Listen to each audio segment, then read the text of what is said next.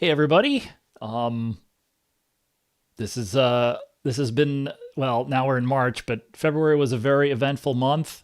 Ended on with another eventful uh set of announcements, and I just put out a just a summary video yesterday, or well, it came out publicly today. And we've gone over it a little bit with members of the channel on Friday, I guess. But they did also talk on Friday about the status of Artemis II, and then obviously the pulling the trigger on this big change in the near term planning, the near term plan for Artemis, basically until the end of the decade. They didn't really go any farther than beyond Artemis 5, and of course you wonder what that means, and we can get into that. But I thought I would go through. We can just go through sort of the an outline of what they talked about, and then some of the implications. There will be, obviously, we will have time to go over this multiple times, and some of these things I think will take a while to completely digest. But basically, I'll go through the sequence of missions that they're talking about, and there's some, what they've done is they've tended to call Artemis missions specifically ones that launch Orion and SLS in this case, but certainly cruise on Orion. And so there are other missions related to Artemis 3, the new Artemis 3, for example. So those launches of the lunar landers will not be on SLS and will not use Orion, and those will be required for Artemis to carry out one or multiple parts of the Artemis 3 flight plan. So there's a lot of other activity that are prerequisites for the new Artemis 3. But that's what they announced on Friday. They talked about three basically changes to the next three missions after Artemis 2. And again, I've talked about this. Artemis, of course, was the name that was adopted by the exploration programs back in 2019. But going back to the origination of SLS, for instance, they defined two missions, which were basically an uncrewed demo of Orion and SLS. I keep banging this. I need to put this cable here because I keep whacking it. An uncrewed demo, which was called Exploration Mission 1, and then a crewed demo, which was called Exploration Mission 2, and then those were renamed to Artemis 1 and Artemis 2. And here we are with the crewed demo vehicle. It was almost ready to fly, but they had these issues, specifically with the commercial off-the-shelf upper stage, which is also in the news again, generically. But after that, the plans for what came after Exploration Mission 2 and then Artemis 2 have changed a lot. So there have been asteroid redirect missions, there have been gateway missions, there have been lunar landing missions, and I mean, this concept, this low Earth orbit rendezvous and docking demonstration is a concept that goes back at least 2 years. But that's what they're talking about now. This is the new plan for post Artemis 2. They're now talking about Artemis 3 again, going back to the 6 months ago. The target date for that Artemis 3 mission was mid-2027. It then became quote unquote by 2028, which we're taking to mean by the end of 2028 for a few weeks, a few months, and now we're back to mid-2027, but just with a radically different flight plan. So they talked about that, and so obviously a big question is, with mid 2027, 16 months away from today. If you look at the Artemis II vehicle, SLS was stacked, 6 months ago, for a February launch or a January rollout. And so, by this time next year, by March 2027, we should see something close to a either fully stacked SLS or a fully stacked Orion and SLS in the vehicle assembly building, getting ready for rollout and getting ready to launch that mission. So, and those, that involves exploration ground systems, Orion and SLS. And of course, there's a lot of work for all three programs in the next year to make that happen. Post Artemis II, which they still have to complete, but then also the Axiom Space lunar surface spacesuits. They want to do that Artemis III demonstration mission is intended to for all of the lunar landing programs to participate in.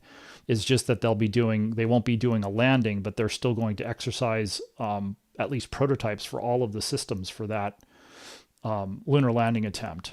And then the goal was for Artemis IV to be at the beginning of 2028. So that would be, roughly 6 months after Artemis III.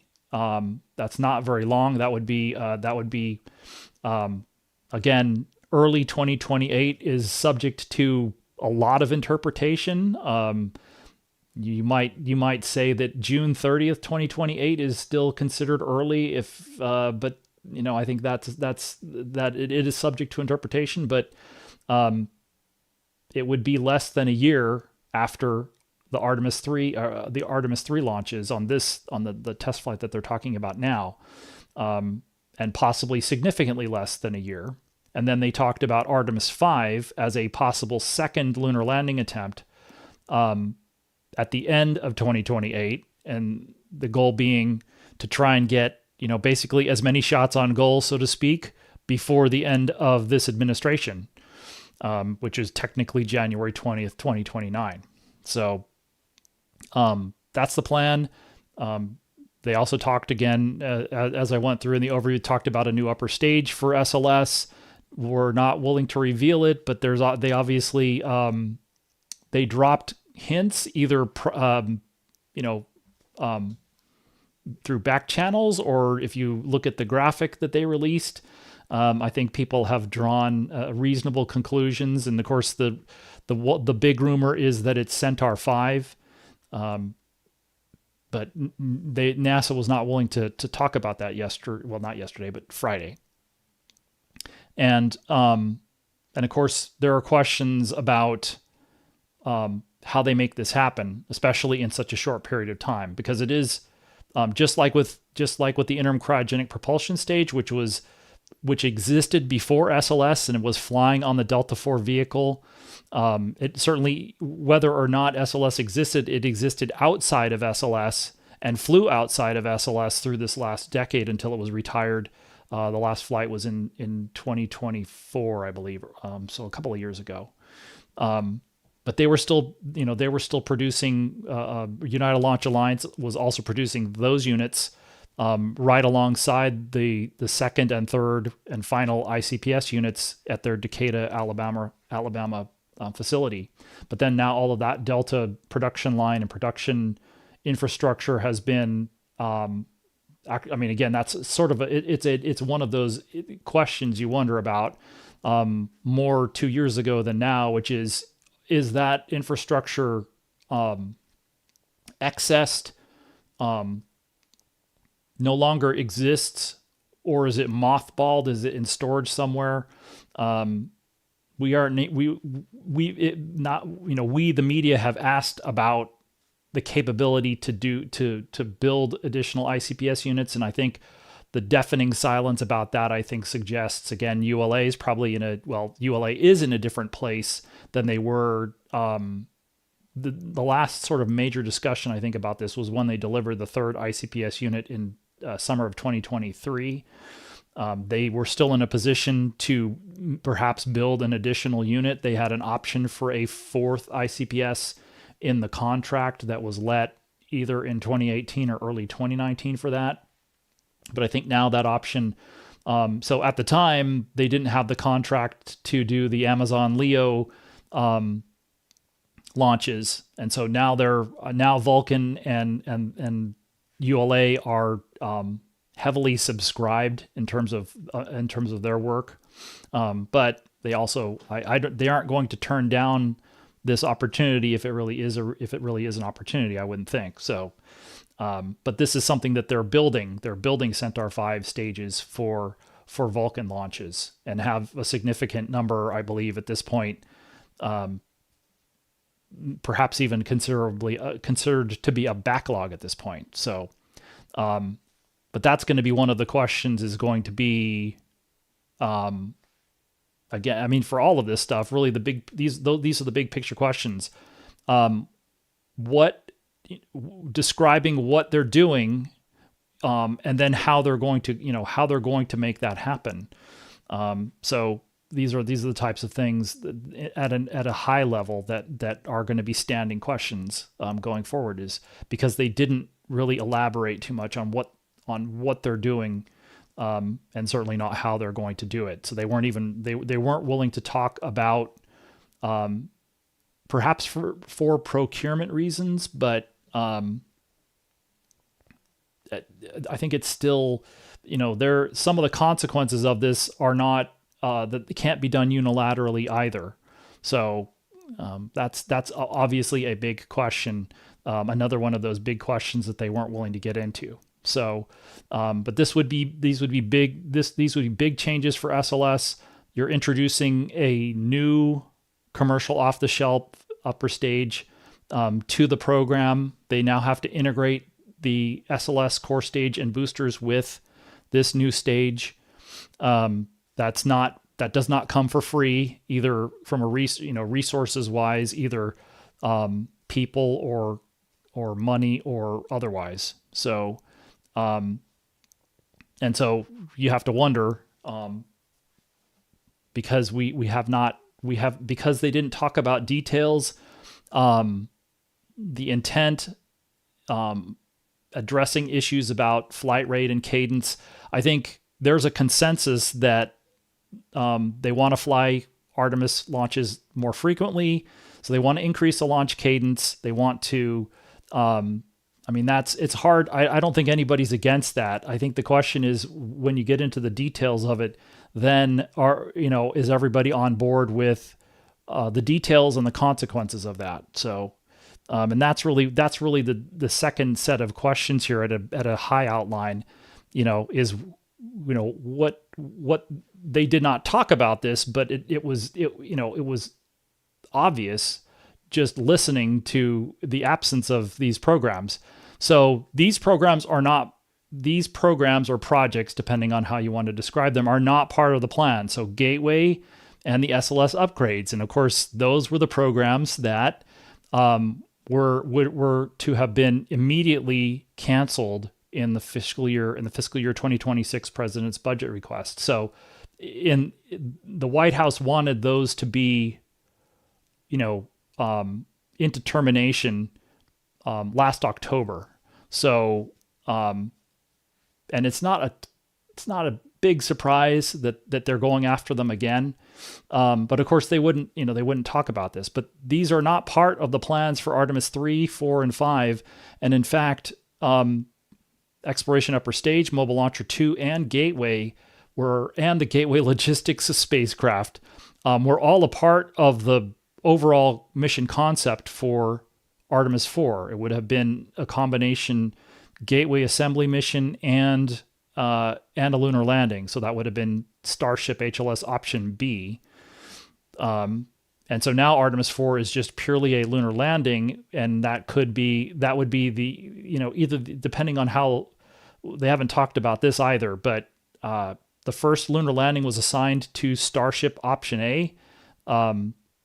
That was the Appendix H competition, I believe. And then Blue Origin won the Appendix P competition in 2023 for Artemis 5. for then Artemis V, but now we have this acceleration initiative, which is undefined.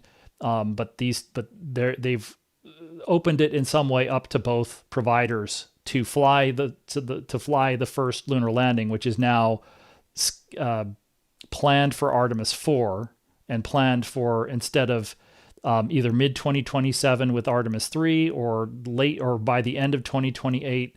A couple of weeks ago, they're now shooting for early 2028 for the first lunar landing. And then the idea being, again, more shots on goal. You get one attempt at the beginning of 2028 and you get another attempt at the end of 2028.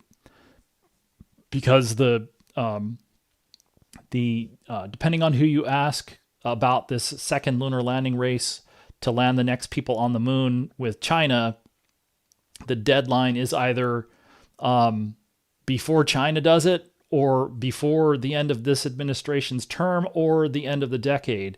And those could all be possibly different dates. So, but these are, they were obviously, I was one of 3 people who asked about the fate of Exploration Upper Stage.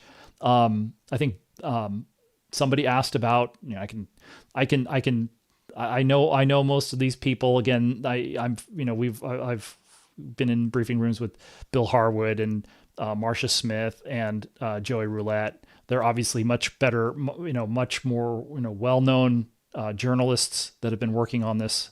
But several people asked about these consequences because these are pieces that are not part of the plan for Artemis 3, 4, and 5 anymore. So again, Exploration Upper Stage, the solid rocket booster upgrade, BOLE stands for Booster Obsolescence and Life Extension Program for the SLS boosters. And again, BOLE being a composite case, custom designed thrust trace. So it's designed for SLS as opposed to the current boosters, which were designed for Constellation for the Ares 1 vehicle. So different application, but they were able to similarly to ICPS, and obviously the intent being the same for the Centaur 5, that they can be used as is, or relatively close to as is, with the SLS core stage. So that, and then obviously Mobile Launcher 2, which was born in 2018 for different reasons. Even though at the time the Aerospace Safety Advisory Panel was also involved in this, at least in an ancillary fashion, had talked, and they were talking about launch cadence back then, and they recommended building a second mobile launcher, and this would have been in the 2017 annual report. So this recommendation that just came up ahead of this new announcement was in the 2025 annual report. The 2017 annual report recommended that they build another mobile launcher and continue flying the SLS Block 1 vehicle. And so that's what happened. One of the reasons that they got the support they got from Congress at the time is because the main benefactor for the Europa Clipper spacecraft back then wanted it to had already mandated that it fly on SLS and wanted to launch the spacecraft as soon as possible. And really, actually, the higher level was really, the intent was bigger than that. The intent was that the spacecraft get to Jupiter as soon as possible, and the fastest way to do that was to launch it on an SLS vehicle as soon as possible. And so Mobile Launcher 2, or the single SLS mobile launcher at the time, was going to be out of commission for at least 3 years to be modified to go from supporting Block 1 to supporting Block 1B with the EUS. And that would have delayed the earliest possible launch for Europa Clipper at the time. So lots of things have happened since then. Europa Clipper has launched SLS, but not on SLS. There were some major compatibility issues, and of course that's in the back of our minds in terms of taking something off the shelf and putting it marrying it with SLS is compatibility issues, and they obviously had a very well-known compatibility issue with the spacecraft and the SLS. And again, that would have been, we talked with the SLS program folks about that, the chief engineer, and it's not like that problem could not have been addressed. They could have designed a damping system to damp out the torsional loads, but it would have cost time and money. And so there was enough of a consensus to move the spacecraft off of SLS, and they thought there were better options there. But that's one of those questions you wonder about when you take a system from a different from somewhere else, like Centaur 5 from Vulcan, and hook it up with SLS. Is it completely compatible? It isn't just, performance and bolting them together. It's things like that. So again, they had all of the hardware that they needed to stack Europa Clipper on SLS. They had a payload adapter. They had a payload fairing. They would have essentially been using the Delta IV fairing on the 14 meter long fairing on ICPS, which has got the same diameter as a Delta IV stage. So it made sense to use that. But the problem is that you couldn't just put it on top of SLS without there was this compatibility issue. So one of the questions that we're wondering about for Centaur 5 or anything like this. So again, this is again one of those big picture questions. So for those things that are not a part of the plan, and they were asked about these things, and they just weren't willing to talk about them. And so I don't know, since we didn't know what was coming necessarily, you're just responding in real time. I think thinking about it now, it isn't necessarily surprising that they don't want to talk about it right now, but you still have to ask the questions, because there's a difference between not saying anything and not wanting to say anything. And I think it's more of I think they have a plan for these. And we'll just have to see if Congress agrees with this. But so, are they canceled yet? Well, they can't be canceled without Congress buying into it. But it's hard not to look at them and say, if you want to use the figurative term, on the hot seat, it certainly seems like it. And I would say there's certainly questions about the future of these programs now, Gateway and the SLS upgrades, because the NASA has chosen to go in another direction. And of course, that's the kind of thing you hear when a coach on the hot seat is let go. So, and this is definitely going in another direction. And so we will see, who's on board here. But it may take a little while, because there's the whole, there's the verbal agreement, and then there's the actual signing of contracts and committing this to law. They'll need to do that because they probably are going to need the money. So again, if you think about the big beautiful bill and the money that was added for SLS was for Artemis, the SLS for Artemis 4 and 5, and so this new plan, in theory, can take advantage of that money. Last year that might have been for the Block 1B SLSs for Artemis 4 and 5, but it doesn't say anything in the big beautiful bill about exploration upper stage. It just says the vehicles. And so now, if you're going to use Centaur 5 on those, that money in theory becomes available in chunks across the next 4, I think, fiscal years. So so that's obviously one of the questions is what are they going to use that money? And so if they're going to use that money, is exploration upper stage and mobile launcher 2 are expensive. So if you aren't going to use them, what happens to them? So it's an obvious question. So, but they weren't willing to go there.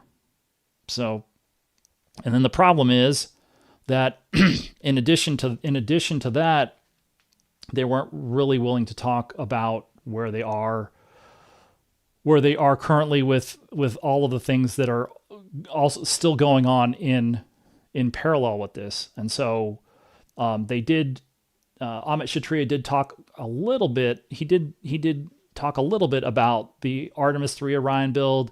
I think he mentioned again about the part of the Artemis III SLS core stage, but really didn't get into need dates or where it's important for need dates for Artemis III is that the Artemis III date has not changed. If you forget about the sort of weeks, the official date for that was changed for a few weeks after Jared Isaacman was confirmed as NASA administrator, but it for most of the last 6 months, and then going back farther than that to when Artemis III was delayed in December 2024 to mid 2027. So basically for most of the time for all of 2025, except maybe a couple of weeks and for maybe a few weeks here in 2026, Artemis III has been mid 2027. And the reason that's important is that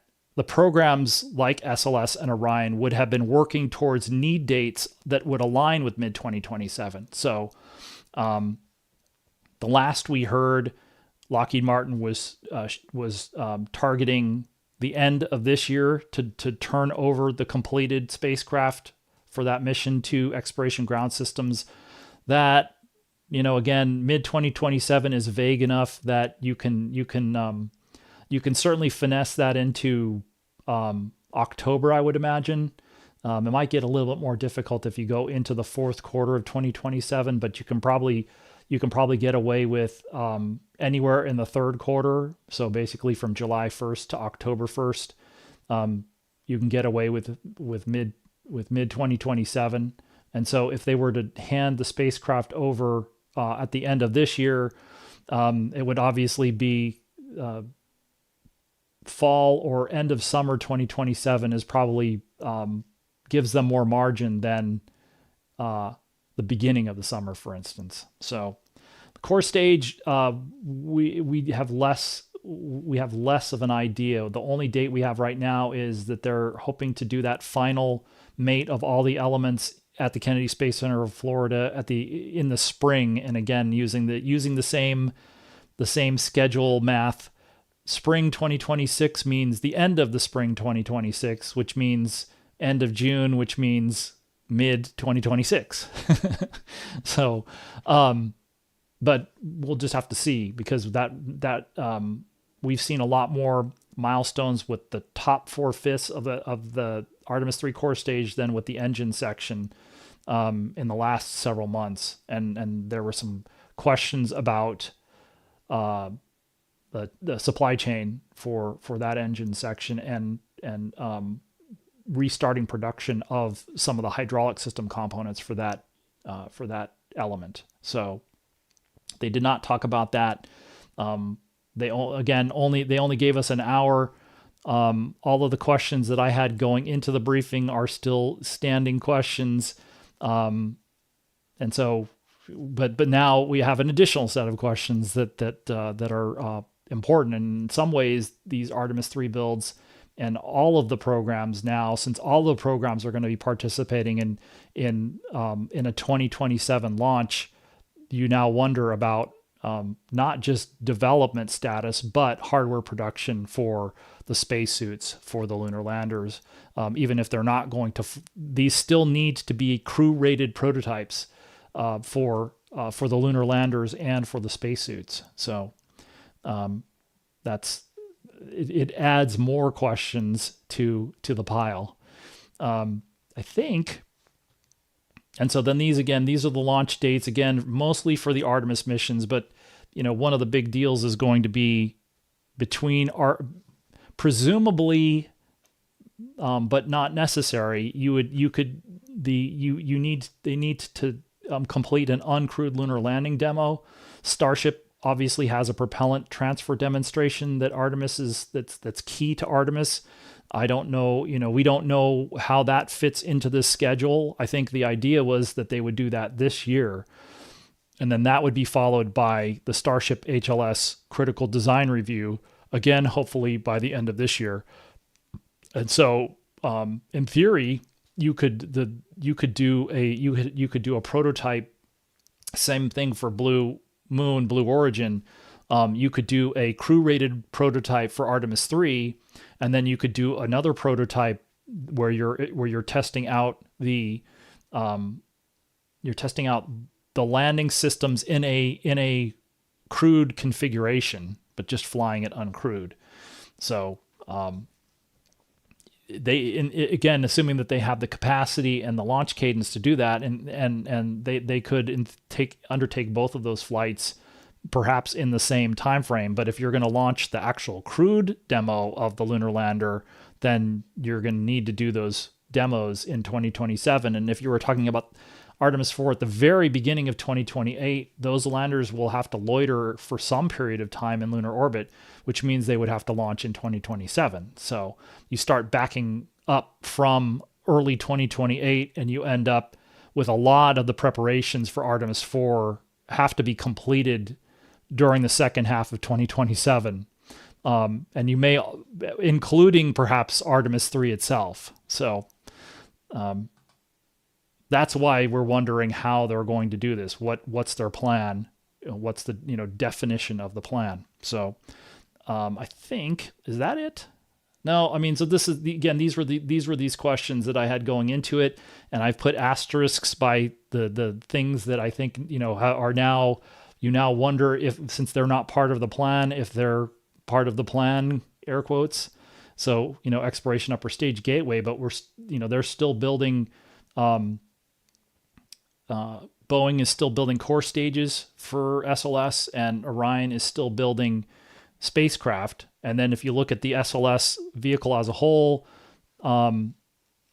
the boosters for the third and fourth vehicles are either done or very close to done. The third one is absolutely done. And the third set of boosters has been complete since, I believe, 2022. The fourth set, they were finishing last year when we went to the test in late June, and they were waiting for the go-ahead to build the fifth. And I would assume if they hadn't already got that go-ahead, they would have got it as a part of this announcement, because they now need those boosters faster. And so I would imagine they got the authority to proceed on the fifth set of RSRMV booster segments probably before this, because they were talking about getting that at the beginning of fiscal year 2026, so back in the October timeframe. So but we have questions about that, and obviously we still have all the questions about what the status is for Starship and Blue Moon HLS. And then same thing about the questions, same thing about the schedules. So there's the, what are you doing now in trying to put that into context? And then what's your forward outlook? Where are the next milestones on the calendar? And then of course you still have the same issues with the state, with these elements that are no longer a part of the plan. But, and so we can talk about that. We can talk about Artemis II. We didn't get a lot of additional detail. They're still troubleshooting what happened with the ICPS pneumatic system. They were going to remove parts. I covered that to some extent in this last video, so I'll just leave that as is. And let me go back here and look at the.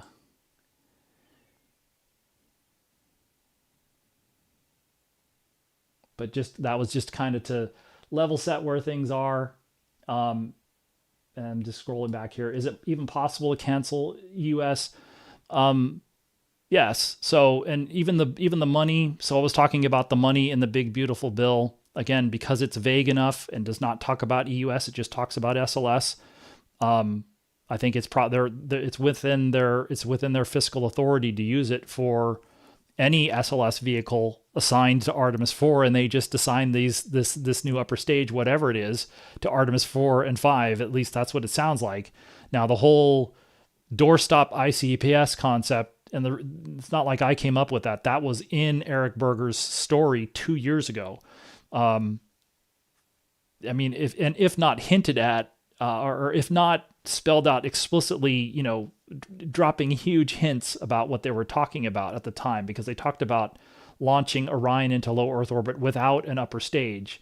And so you can fly something shaped like the outer mold line of the ICPS. And it's, again, the only thing sticking out into the airstream of ICPS is the liquid hydrogen tank. And if you will, the adapters that bolt to the connectors above and below. So, but that's it. And so, again, there's a less of a challenge there, but then the downside, so one of the disadvantages of using that, even if you can fly it, even if it improves your Artemis 4 schedule, is it defers the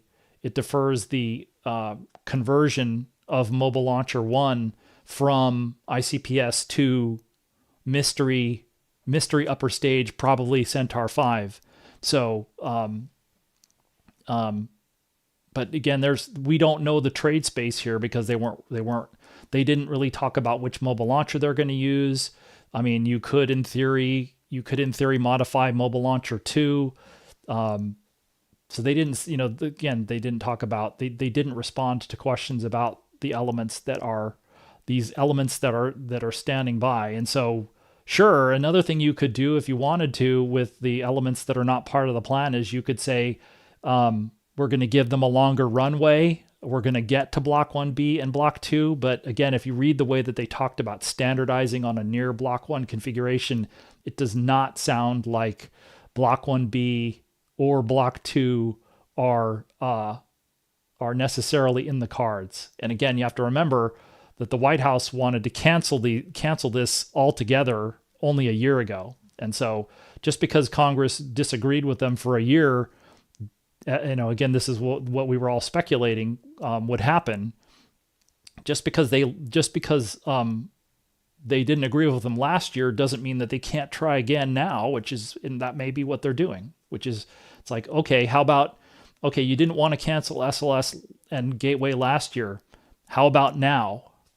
So, and that's kind of what I think is going to happen every year. So even if Congress pushes back on some parts of this plan, and that's not necessarily a given either, they may say, okay, this is good. Again, they put that language in the appropriations bill report language, saying they could take a look at alternatives to exploration upper stage. So there's at least a willingness to take a look. So we will, again, we're going to have to wait and see. You're going to have to see the black and white, and it's going to have to be passed by Congress and signed into law by the president, where they take all the money out, or they, explicitly take, there's money and legal directives having to do with exploration upper stage. And I think that's probably something we're going to get into a little bit more, next week and in the next few weeks. There are mandates in the law right now that talk about SLS needing to have a capability to launch 130 tons into low Earth orbit. And again, that's, that can be interpreted multiple ways, but a near Block 1B configuration of SLS doesn't get close to that. It might get close to 100 tons. And so it's really just a question of what will Congress accept. If they're willing to accept that, then they'll need to strike that language from existing law. So that's one of those things that they would need to do. But again, this is just about, it's always been about consensus. There just wasn't consensus last year, and there has rarely been consensus over the last maybe decade or so. And so we'll just have to see what they decide to do. Oops, that's over here. whether or not it's a good idea, I think in a way, since the folks that were talking about this in NASA are closer to this, it would, I think, be more valuable to get their take on that. They just weren't willing to go into the pros and cons. They talked mostly about the problems with the current plan, and again, it's an availability issue. So it's not like EUS was going to be able to support early 2028 for Artemis IV. They're having, the dates and the readiness for that have slipped. Maybe Mobile Launcher 1 is, doing, at least appears to be doing better schedule-wise, but they're tied together to a great degree, even though they're technically in separate programs and would have to be canceled separately. But that's one of those things, which is one of the things that especially Jared Isaacman was talking about on Friday, is the fact that the gap in the gaps between the missions are not completely due to exploration upper stage, but it does have an influence on that because of its readiness. And, again, the whole standardization thing, you could make the argument that I think this is it's the reason that they use that, in my opinion, use that terminology rather than just saying EUS has been delayed for too long. They're gonna couch it as much as they can, but I think really and that's why we're asking whether they're canceling it, is because it's not. It's still 2 years away, probably more like 3 years away from flying for the first time. That would be the standard vehicle for the next, from Artemis 4 through Artemis 8. And now they're talking about replacing it with a stage that's in between the performance of the ICPS and the exploration upper stage. So, but that's the problem, I think, or that's the problem is it's the availability of EUS has been an issue, and then again, even if you set aside the issue about whether you call it in-space second stage or upper stage for SLS, there is still a production issue that they're going to have to deal with for the core stage. Now shipping, they're going to need if Artemis 5 really is late 2028, that means they're going to need to deliver the third core by the end of this year, if not sooner. They're going to need to deliver the fourth one. They probably by no later than the middle of 2027. If they're using Mobile Launcher 1, then that's probably, they don't have to be ready to go until after that mission launches. And we're just assuming we're setting aside the questions about how realistic these dates are. But I mean, again, that's the issue with Block 1B and EUS, is that the schedules have slid a lot. And, it's hard to remember. I mean, Artemis 4 has gone from, I think, 2026 to September 2028. And that date the September 2028 date is at least 2 years old, maybe 3. I think it's 3 years old. And the fact that it hasn't slipped in 3 years, it doesn't necessarily mean it means it's more likely that it's not totally realistic. So, and we don't have really a good idea about the EUS schedule right now. Other than, again, we heard, I think about a year ago, they were talking about structural test article being completed in this time frame, and then the flight article going to Stennis at the end of this year, early 2027. And then obviously they'd need them at the Cape by the end of 2027, early 2028. But, here we are almost a quarter into 2026, and the structural test article's not ready to go. We don't know what the status is of the flight article. And so again, that's the concerns and the impulse, or not the impulse, but the initiative to change something. I think there's a broad consensus that something needed to be done. It's really more about the questions are more about what they propose doing here. So, and also the fact that they're not just coming out and saying, there's no place in this plan for Gateway and SLS upgrades, and so we're getting rid of them. Probably because they can't unilaterally do that, but still, there's no place in this plan for the SLS upgrades and for Gateway. So, oops, I keep reaching over there. It's over here.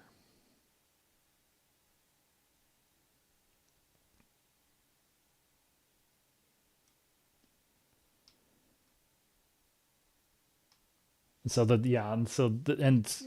that's one of the things I went through this a little bit more in the members stream, but we can talk about, I mean, cause I'm going to come back to this, but, and I mean, all of these milestones for Artemis for this year are still on the table, so to speak. And again, so, Artemis II is, on the cusp, I suppose, of being ready to fly. It got within, it almost got to flight readiness review a couple of weeks ago.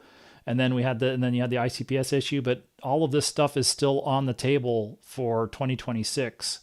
But in terms of impacts, that's the impacts to Gateway. Well, so if EUS is gone and there's no place for EUS in the new plan, that means that there's no place for, one of the things about Gateway is that was where the modules, the modules that need to be taken up, were going to fly.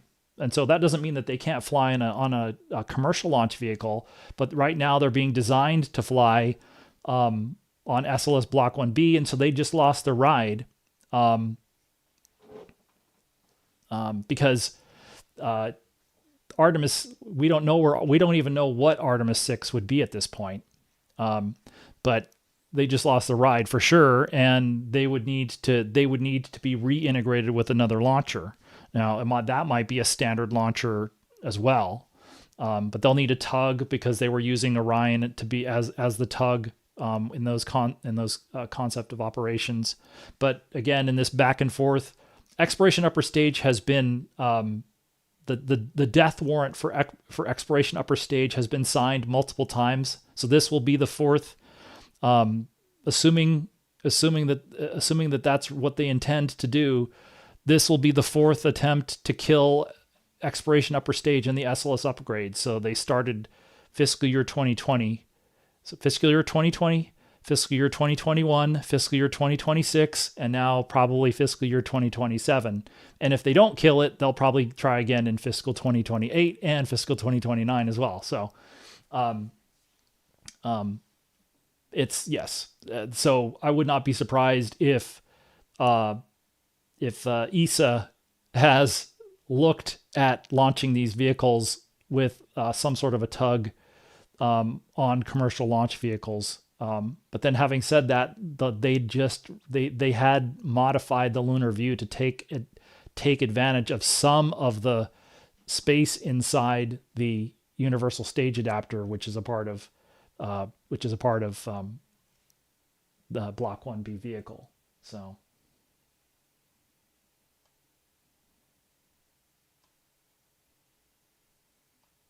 that's the issue with Orion could go to the Halo and the PPE by itself, but then there would be very limited logistics unless they were to fly a logistics spacecraft. And again, that's another one of these things.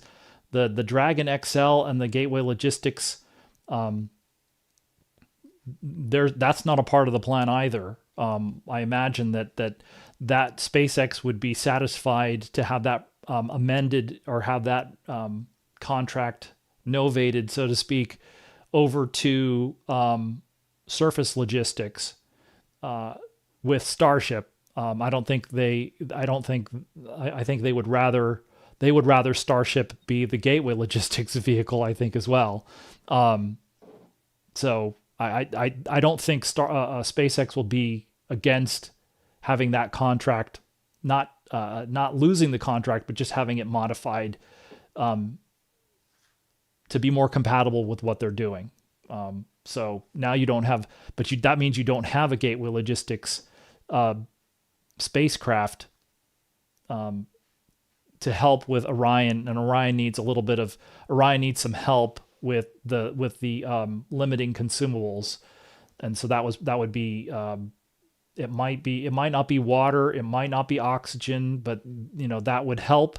And then it perhaps might be food or trash, for instance, getting rid of some of the trash.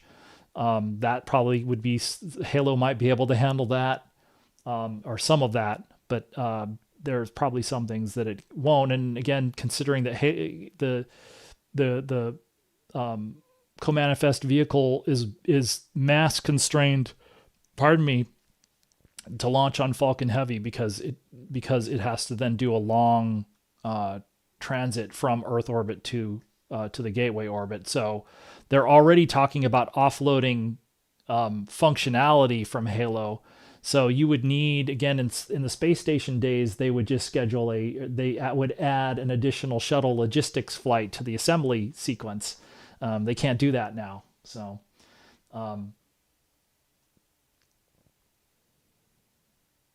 and so, yeah, so like, again, for these things, some of the other demos, well, the other demo would be the Starship propellant transfer demo. But again, they haven't really talked about that as much, and we're still waiting for the first version 3 launch here, hopefully in the next month or so. But they haven't talked about what the sequence of missions after that, although they've talked, again, because SpaceX has other goals besides the lunar landing race for Starship. It has multiple applications, and the foundational technology is rapid reusability, and so they're working on that, and that's the priority. And so that's, again, it doesn't surprise me that they're focused on rapid turnaround, rapid launch, rapid reusability, because that's part of what enables propellant transfer to be, for a application like HLS, where you need several tankers to fly in relatively rapid sequence. And so that's what the architecture's moving towards. So, and so it's going to be, yeah, that was a question going into this, is we were wondering for both providers, except that again, the rumors are unconfirmed by Blue Origin that they're only planning to do, well, they're not planning to, their architecture, again, rumored architecture for Artemis III does not require in-space propellant transfer.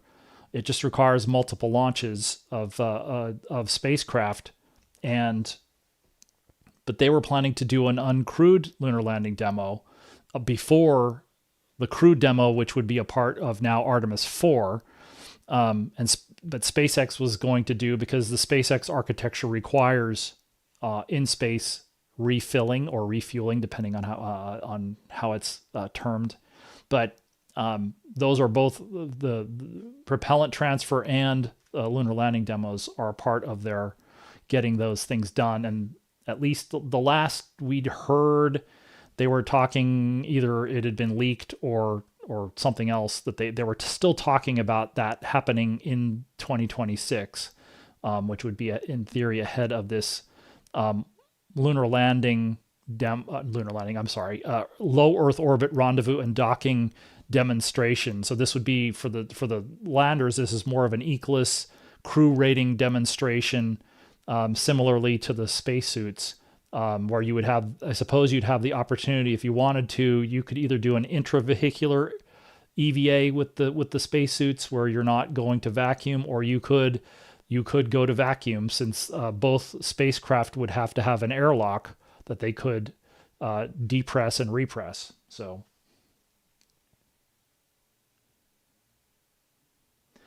yeah, in terms of retrofitting, again, none of, they weren't willing to get into this, but at least what we're hearing kind of in back channels is that, or also just people looking at the specs, the dimensions of Centaur 5. And again, this is something that would have been vetted. They've been vetting this in behind the scenes. It's just a question of, so that's one of the reasons why I think we're wondering, why we're asking about it, is because this is none of the things that they talked about yesterday are new, so to speak. The decision is new, but they all have a history, including Centaur 5. And so there apparently have been some feasibility studies of Centaur 5. And so it would require much less modifications, just again, I guess on paper, to Mobile Launcher 1, because of the dimensions of the Centaur. And again, I'm not sure if we're talking about the full length Centaur versus the low Earth orbit version of Centaur, but I'm guessing it wouldn't be the stubby Leo one. It would be the standard one, I guess. I don't know what they call it, if they call it standard or what, but that one.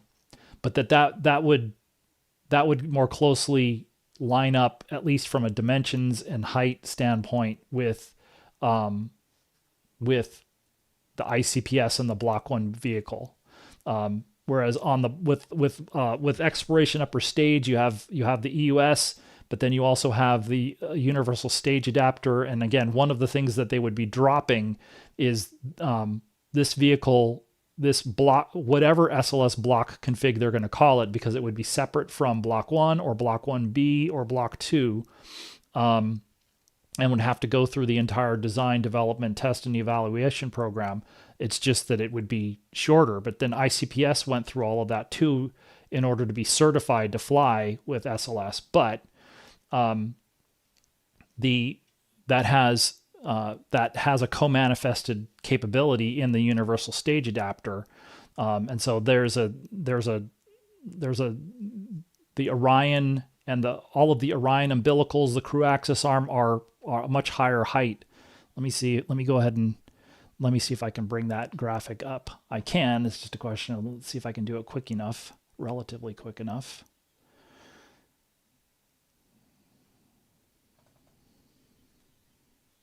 This doesn't really necessarily do it justice, but it's pretty close, assuming I can bring it up.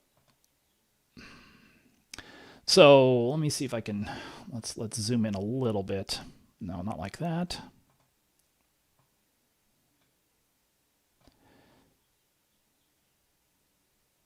But it's a significant issue. It's hard to, it's not something that you can easily just, well, it's just, again, it's not even a law of unintended consequences. It's just, but the scope of a breaking change like that, where you were to move the Orion umbilicals up or down, even if you can see here in the, you can see it here in the, over here, but it says in the graphic, here, let me go back. It's in the upper right of the graphic, but it says the crew access arm and the Orion service module umbilical are located 40 feet higher on Mobile Launcher 2. That's over by me. Just I'm blocking it. Let me see if I can do this. I can. Yeah. So there you can see it in the upper right, but you can see, and then the other thing, one of the other things, so again, people are just looking at concepts here, obviously we don't know, NASA has not released anything about these studies that they've done, but in theory, what you end up doing is you end up, some of the concepts that I've seen, these are, again, Kerbal ideas. Again, they're the devil's in the details of certifying it, and is compatibility, taking it into the wind tunnel, looking at the loads, looking at how Centaur handles the SLS environment, vibrations, acoustics, all of that fun stuff. But you would have a more squat launch vehicle stage adapter, but you will need a new stage to stage adapter. These would be the responsibility of the SLS program. And you need a new and it might not be called, I guess you could call it launch vehicle stage adapter, is kind of the same thing, but it's not this. It is not the same thing. So Teledyne Brown was the prime contractor for the LVSA. It's possible that they would get contracted to do it, but it'd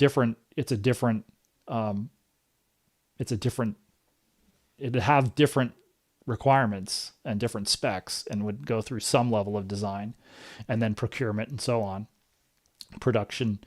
And then the Orion to upper stage adapter will also be new.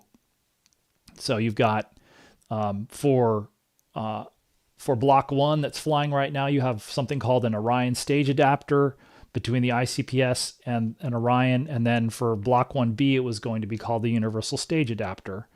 Those are going to be the kinds of things that are going to need to be developed. But those, I wouldn't imagine, would necessarily be critical path, other than, really, to me, what will be more interesting is, again, if you have an adapter that is, it's more normal, perhaps it's a little bit more squat, so maybe a little more normal to the airflow, but it's also got much less surface area than the launch vehicle stage adapter. So maybe pluses and minuses. But again, it would be interesting to see what that looks like in the wind tunnel, and looking at the interaction between the shocks. Do you have a better acoustic buffeting or transonic buffeting environment than Block 1, or that's what they added strakes for? Or is it better? Is it worse? Same? It might change the airflow that the strakes were put there for, as an example. So all of these different things that you would need to make sure that the stage is, that SLS is compatible with the stage, and the stage is compatible with SLS, and then also to a lesser degree with Orion, I would imagine. I guess somebody was wondering about, can Centaur handle the Orion and launch abort system loads? It wouldn't be for very long, but it would be for about 3 minutes. And then you probably also have to do all of the, shock vibrational testing, making sure and again, I don't know how much groundwork they've done on Centaur with crew rating it for, a thing like making sure it's compatible with an in-flight abort, with a pad abort, those types of things. But obviously those would be the types of things they'd have to look at in terms of compatibility. So, oops, keep doing that. So in terms of sort of availability, though, I don't know that it would be impossible to modify Mobile Launcher 2, but there's some political aims here that are not being necessarily spoken about. And so I would imagine that they would they're trying to, that the simplest thing to do would be, the changes to Mobile Launcher 1 would be simpler, assuming that you can put the stage in there without changing the height of the Orion umbilicals and all of the Orion support structure. Then you're talking about some kind of umbilical to the Centaur, and whether you need an umbilical arm. Could you modify the ICPS umbilical, or could you go with something simpler? I still haven't had a chance to look at the Centaur on the pad with Vulcan, but I don't know that they have an umbilical arm. It looks like they have flex hoses, and there are like some of the Orion service module umbilical, there's a few hoses that are retracted like that with, I think it's like a lanyard that gets pulled in quickly for those hoses to be drawn into the umbilical tower to get away from SLS as it climbs away. So anyway, I think that they just theoretically it would be easier. Now there's Mobile Launcher 1 has been retrofitted multiple times. Again, one of the things will be interesting is that, again, they looked at straightforward modification of the first mobile launcher to go from Block 1 to Block 1B, that would be much more invasive than perhaps what they're talking about now. But that, they were advertising 33 months for that conversion, but then a lot of people that had looked at it said it's going to take longer than that. And so you have the problem of quote unquote, it's going to take longer than that because they just don't have very much time.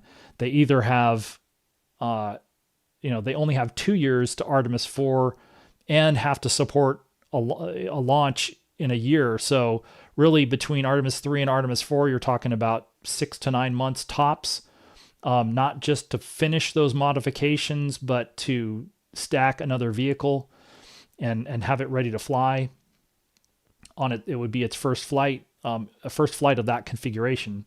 But then all of the elements of it would be flight proven at that point. But it also would be the first crewed flight for the Centaur 5, I believe. Or if you were to do the late 2028 thing, that's maybe you could modify Mobile Launcher 2. But again, we don't know, we don't know what they're planning to do with the budget pie and the budget slices. But, it would make sense that the things that are not part of the plan, that they would want the budget for the things that are not part of the plan to use either in fiscal 27 or fiscal 28 or fiscal 29. You'd get into that for Artemis 5 at some point. So there's, again, part of the reason why you're looking at this both in breadth and in depth, to understand. Again, we're trying to understand how they're going to accomplish this. So that's why all the questions in the press conference the other day.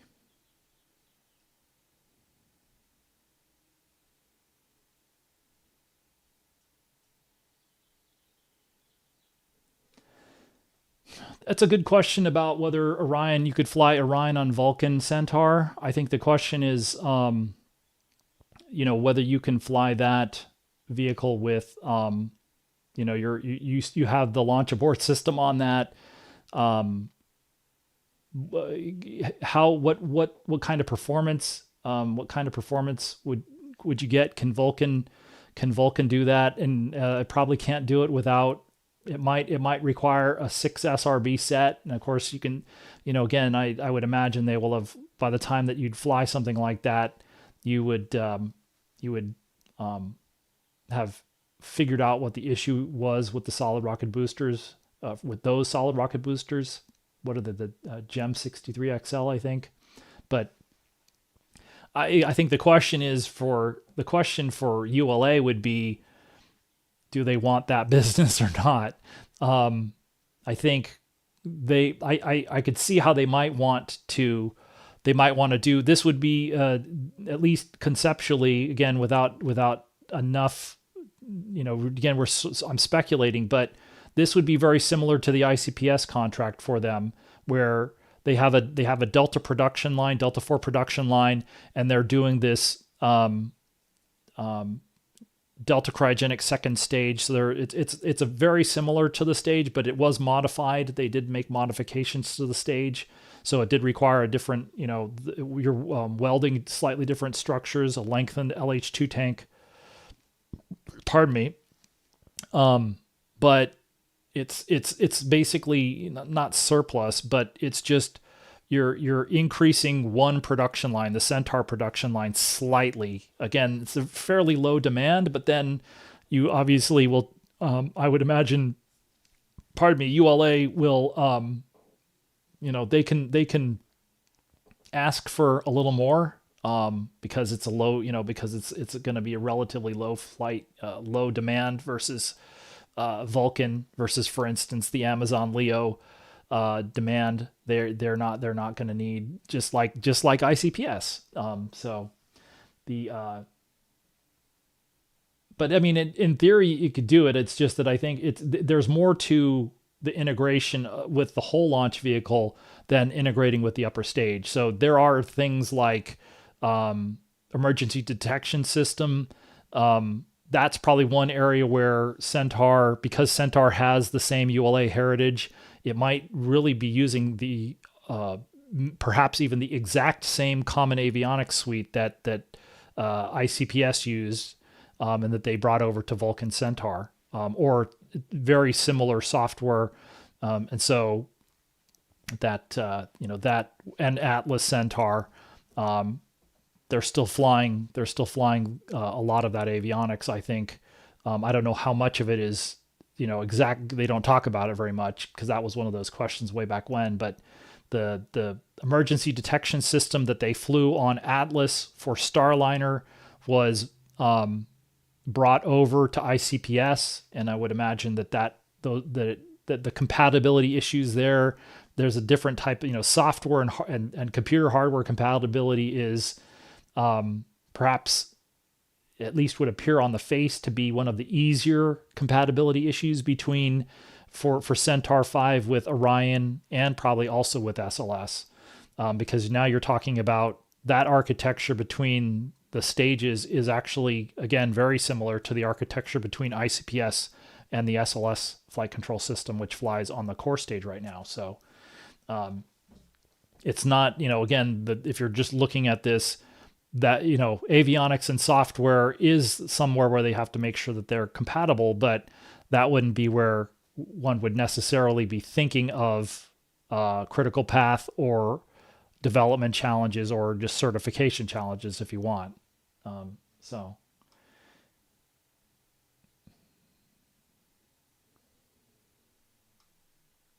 Yeah. And so again, the concepts I've seen for putting Centaur 5 on it. So you wouldn't, it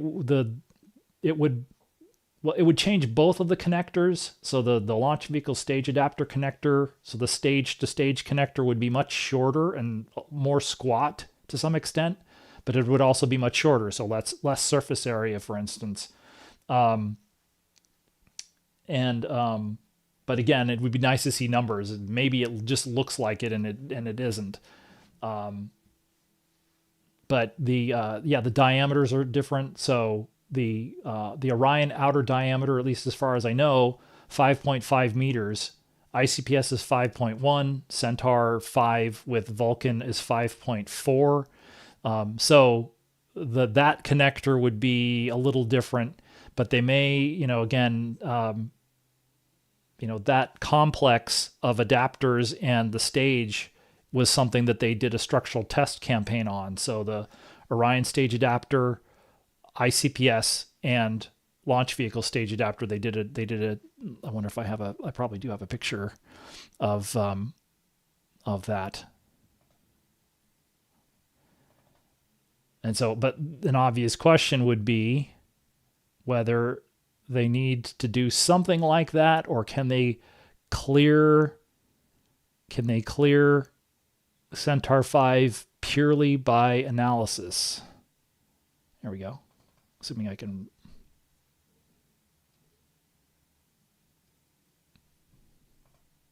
No, gotta close that one. There we go. So this was at Marshall Space Flight Center, I believe, back in 2016. So, and actually, this is just the ICPS structural test article for it. I don't know if I have the graphic for the whole. I mean, I probably have it somewhere, but I don't know if I have it. I'm not gonna. That's probably gonna take too long. But yeah, they would need, that would not be that difficult to produce for. So, ULA produced a Centaur structural test article for Vulcan. Again, they may either by necessity or they just can clear the structure for structural loads anyway by using computer modeling, as opposed to actually performing a structural test, going up to ultimate load, or whatever you want to qualify the stage and the structure to probably up to at least 1.4 times maximum expected load, which I think is called ultimate load. They in SLS they did test elements of the core stage structures to, they did they called it a margin test, or you could call it a test to failure, just to see how far they could take it. They didn't do that with all the elements, but again, it benefited them. In this case, it may benefit them not to do any structural testing other than just analytical, and also because they don't have time. That's one of the things that you have to wonder about, because these schedules are very compressed. You're talking about, you're talking about, you could do some of these tests in parallel with the stacking a flight article with an SLS, but they would need to be, if they're flying in early 2028 an Artemis IV vehicle, they would need to be stacking. They need to be stacking that vehicle certainly very close to the end of 2027, if not sooner. So we're only talking about 18 months or so to have a lot of this work done, all of the certification work done. Maybe a little bit longer for just pure certification, like design certification review. So, keep doing that.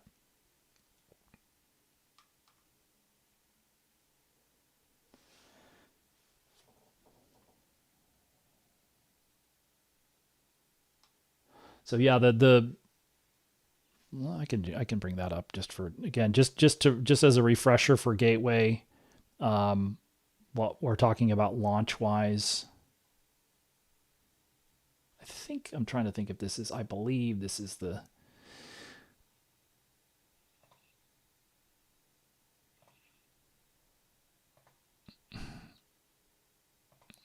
so that's that photo.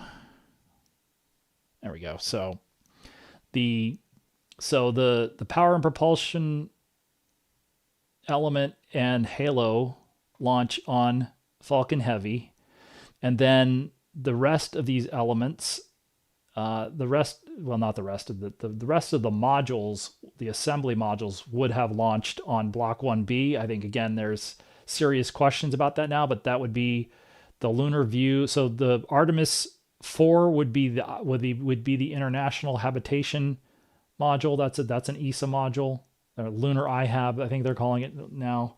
The refueling and airlock module, which is now called Lunar View, again, another ESA module. You can see a pattern here about cancellations. And then the crew and science airlock module. So IHAB Artemis, well, not anymore, but IHAB was Artemis IV, Lunar View was Artemis V, and the airlock was Artemis VI. But not anymore. And so again, not part of the current plan, not sure where they fit. If they are still a part of the plan, they didn't say, and they're not, we don't know where that is. They will have to do some level of replanning, because they're now concentrating on lunar landing through Artemis V. So again, that, I think, just as big of a question about what happens to, are the SLS upgrades on the hot seat, is the same question about Gateway. Is Gateway on the hot seat? It certainly seems to be that way right now for both of them. But yeah, no guarantees. But again, anything can be done or changed in Washington with consensus. But again, that's often hard to come by these days. But if there is consensus, then they can do a complete 180 from the big beautiful bill. Because at the time it was understood that Artemis 4 and 5, since there wasn't anything except EUS and Block 1B at the time, that's what they were for. But if they did leave the door open with that language in the appropriations bill, but that came after the big beautiful bill. It certainly leaves the language certainly leaves the door open for repurposing that away from exploration upper stage and Block 1B. But there is still language in the current NASA authorization law, and they're working on a new version of that, which we may get some clues on Wednesday. There's a Senate markup of that. Maybe we will get some clues because Gateway and Block 1B to some extent are in the current law. But that's what the law, you can put in the law to strike parts of previous law and either just strike them or or strike and replace. So it's like strike this and put this in the place of it. But you can also just strike parts of it as well. So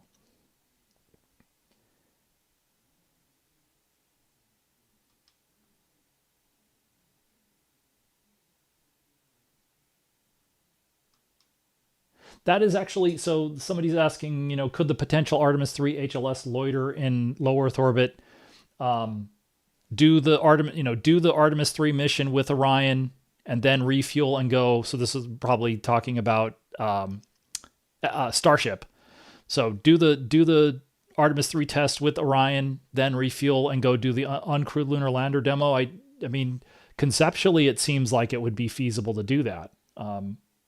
Again, we don't know enough about the system to know what the pros and cons, capabilities, that type of thing. But in theory, if you've already done the propellant transfer demo this year, then by the time you get to mid 2027 or whenever everybody's ready to fly, that is one of those, again, another one of those questions of, who do you wait for? You have to wait for at least one lunar lander, and you have to wait for Orion and SLS. But do you wait for the spacesuits? If it's like, let's say you get to like Memorial Day 2027, and you're still waiting to see, we're waiting, because you're going to have all of the same issues that we have here with the flight termination system with Artemis II, timing that, resetting it at the pad, all of that fun stuff will still exist a year from now. Whether that is the, unless they were to use the dummy ICPS concept, but again, it doesn't sound like they're going to. It's just that's something that has been discussed and thought about for a couple of years. So you would they were talking about flight batteries for ICPS. In theory, some of that equipment you no longer need. But again, setting that aside, what do if you get into these timed exercises, again, solid rocket booster, stack life, if you're going faster, maybe you don't have to worry about it. And they've obviously now done 2 flows where they've had to extend the stack life of the boosters. They knew that going in. They took extra measurements. They did extra calculations, and they seem to be okay with that. So it's not a showstopper, but it is something they have to think about in terms of how long you're going to wait in a stacked configuration. Because there are other timed things, like there's wet lifes on ICPS attitude control systems, so hydrazine tanks, bipropellant oxidizer tanks. So you've got, and then the bipropellant, hydrazine, bipropellant, I'm calling it nitrogen tetroxide, but what is it called? Mixed oxides of, of nitrogen, mixed oxides of nitrogen 3, I guess. But those in theory have time, they're much longer. They've been extended. So in theory, you don't have an issue with Artemis 3, but when you get to flight readiness, or when you start thinking about flight readiness, what's a minimum you have to wait for? Or, do you wait for the spacesuits to make a more thorough demo? Or if they're not going to be ready, do you just go ahead and fly that demo and then do something else with the spacesuits in a different, at the space station, for instance? I don't know. But that's going to be one of those questions that we'll be wondering about, certainly a year from now, depending on how much we know about readiness of all of the different programs and elements.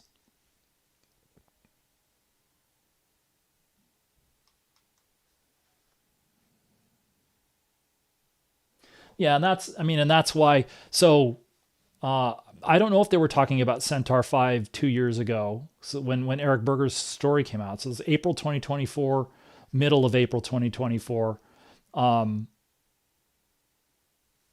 but I mean, perhaps at the time it made less sense just because they had not, I think Vulcan, the first certification, first launch of Vulcan Centaur was early last year.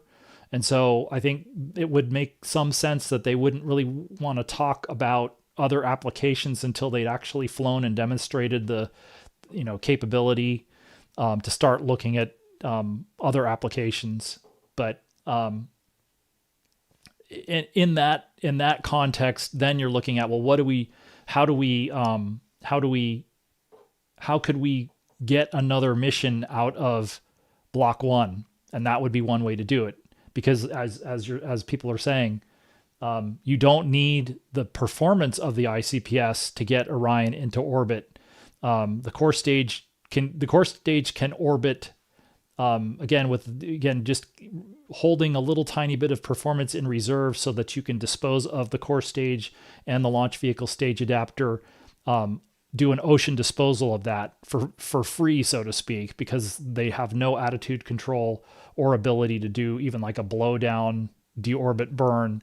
But you can do that for free by shaping the orbit. And again, Orion has on the order of about 1,000 meters per second of performance.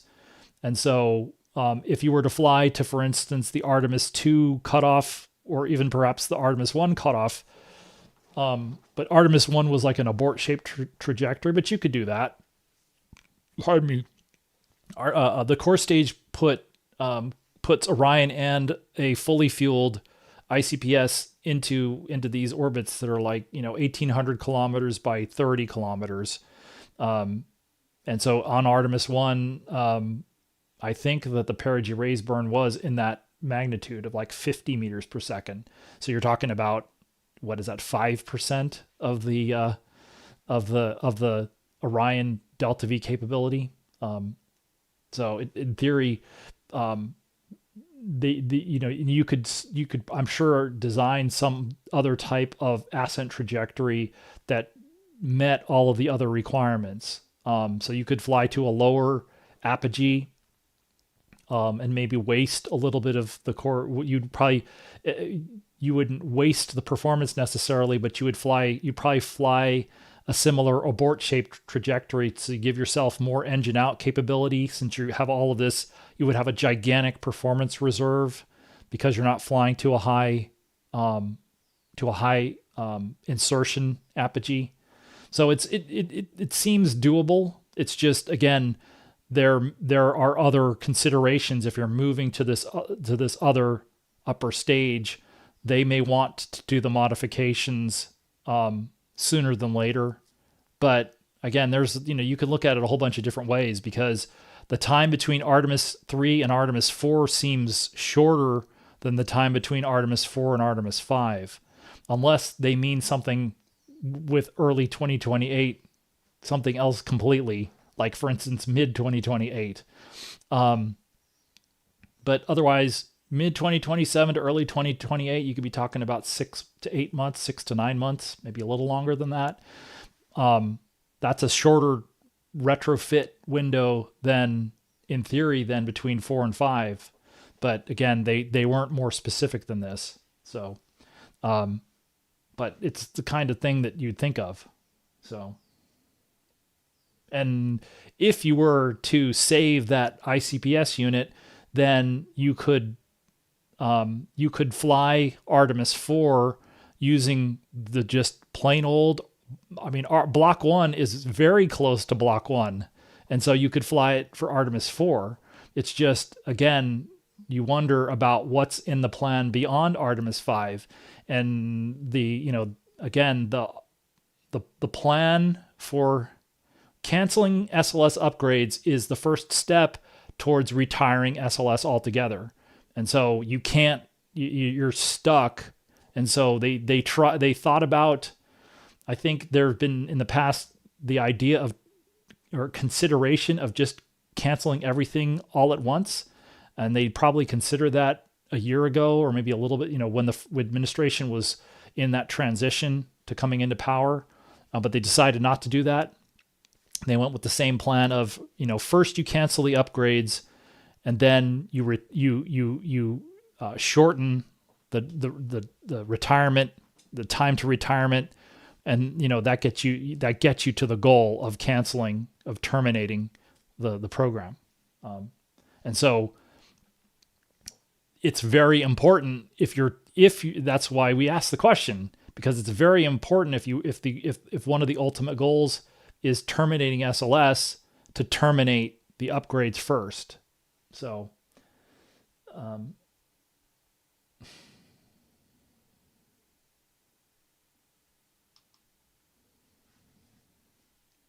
so yeah, I mean,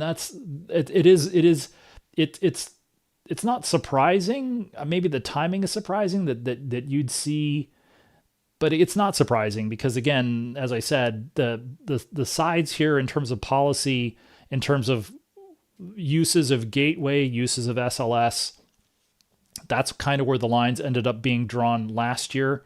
But I mean, just because those provisions were passed and signed doesn't mean that OMB, the Office of Management and Budget, or the White House, from a policy standpoint, have really changed their position.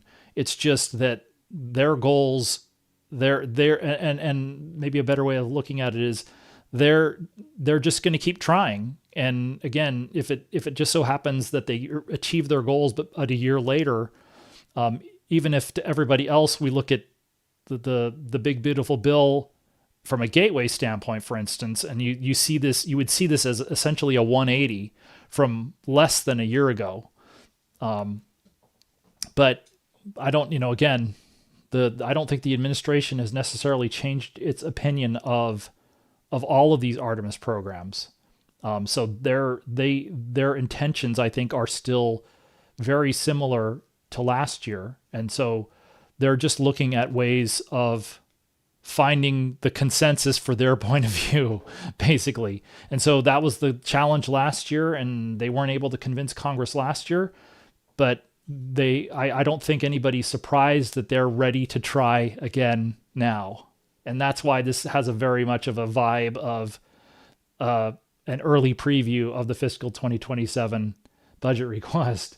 But we'll see. It is possible they have other plans for gateway and the SLS upgrades. But again, rather than deny or say, here's what we're going to do with EUS beginning on Artemis 6, for instance, it doesn't really vibe with the standardization language. But even though it sounded on Friday like there was no place for EUS in the new plan, they just weren't willing to talk about it, but they just talked about it purely in terms of contractual. They can't get into contractual things, which you could easily interpret as, we can't cancel it yet, but we're negotiating.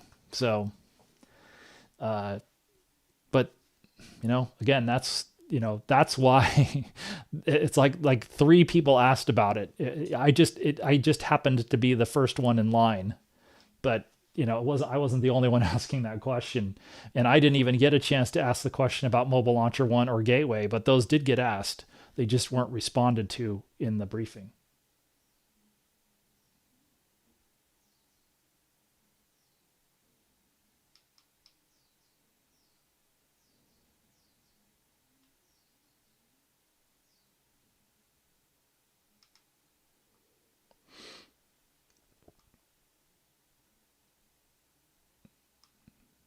Now, I scrolled by something, I feel like. I did. That's unfortunate. I must have clicked on it.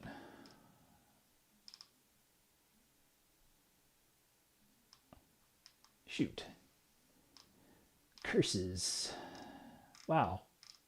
Well, again, if I can't get to all of these, and I still have some more time, but if I can't get to all of these, I can certainly come back, or maybe I can take some of these questions and talk about them in a video. But I can certainly come back if I can't get to all these. So there's a lot of implications from the press conference on Friday, and there's a lot of questions and a lot of ground to cover. So Let me see if I can go back and find where.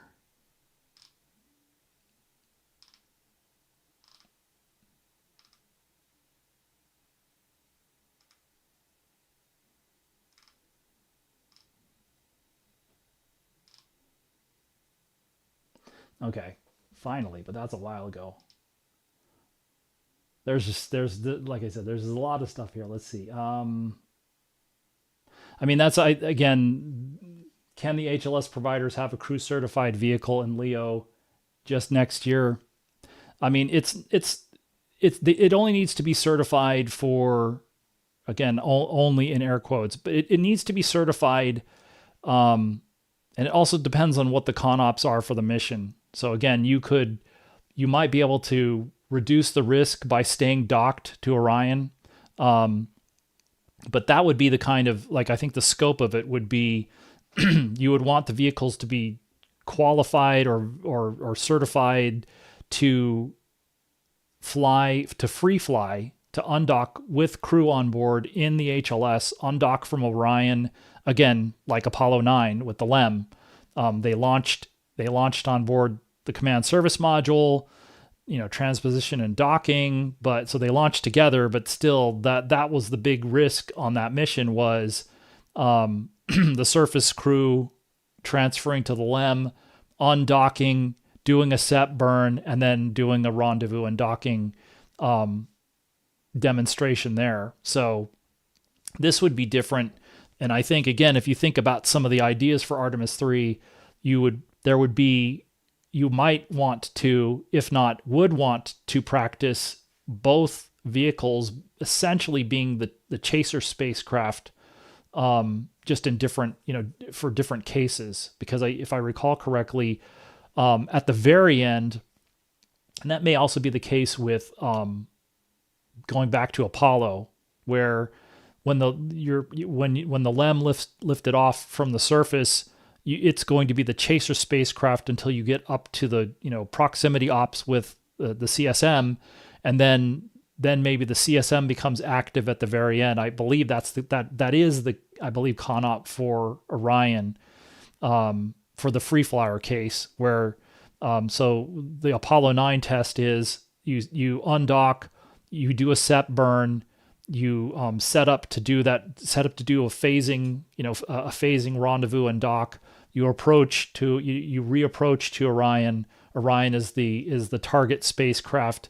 Then once you get into proximity operations, then you sort of call it quits on that, and then Orion becomes the active vehicle to just execute the docking itself. So, but that I could see being a part of the mission, where the first rendezvous and docking would probably be with Orion chasing but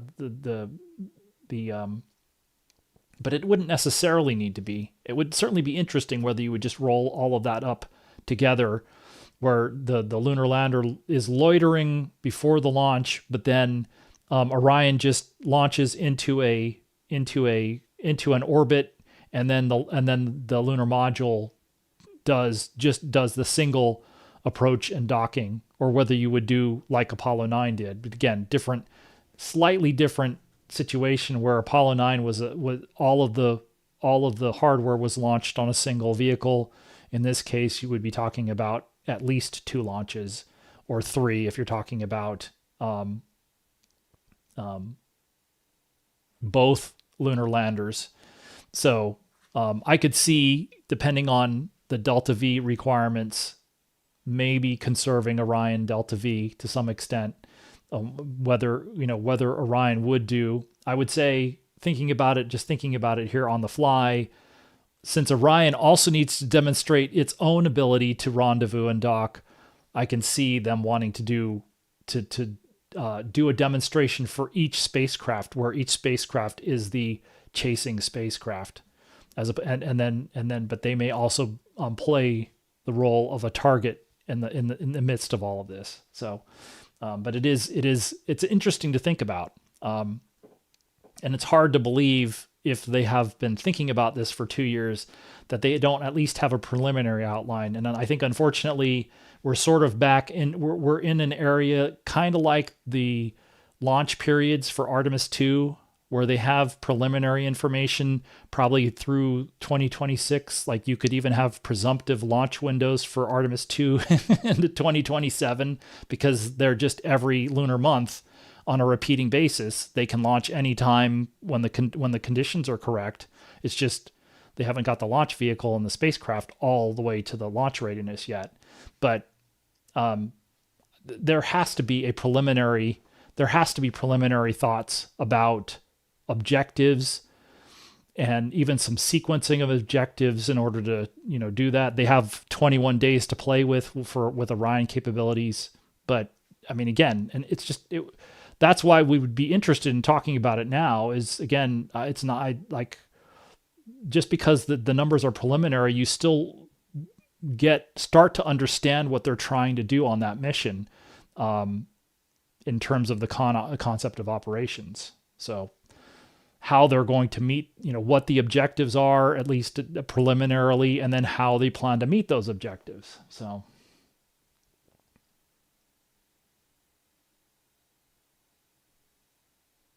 And so, yes, one of the questions is going to be, because again, you're really talking about, and it isn't just the lunar landers, but it's everything. So all of the elements of this Artemis III mission, if they really are talking about mid 2027, July, essentially 4th of July, 2027, certainly SLS would need to be stacking or stacked, and Orion would need to be getting really close to that as well. So we talked about, if you looked at Artemis II, Orion, EGS had Orion for 5 to 6 months. So, loading commodities in the MPPF and then stacking the launch abort system in the launch abort system facility, that was about 6 months. So, both SLS and Orion would be into heavy launch preparations, certainly by this time a year from now, for Artemis III. And then similarly with EGS, the boosters would have probably had to be stacked well ahead of that as well. So, so yeah, there's not a lot of time left.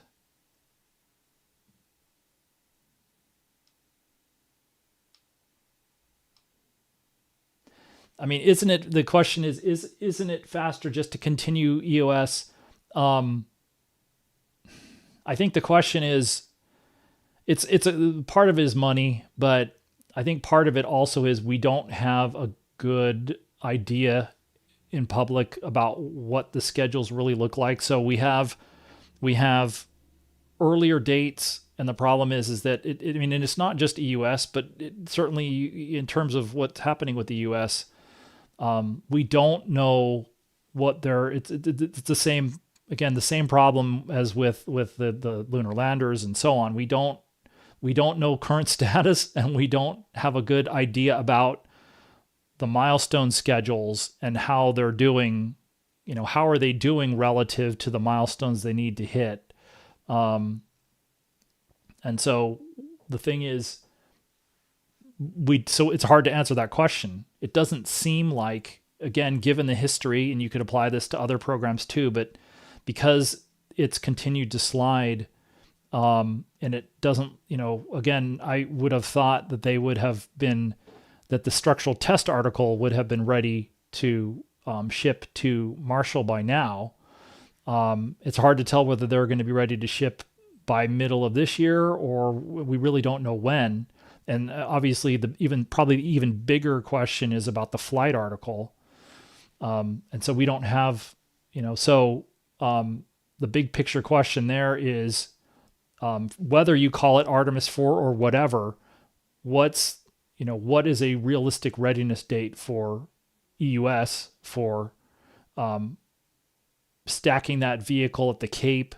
And you could say the same thing about Mobile Launcher 2. It's just we can at least see to some extent the progress on Mobile Launcher 2. And we've seen, again, it's fully outfitted minus perhaps a couple of like the vehicle damper system, for instance, and the vehicle stabilizer system, but those are not umbilical arms with services necessarily. They're just, they're there for lateral stability of the vehicle.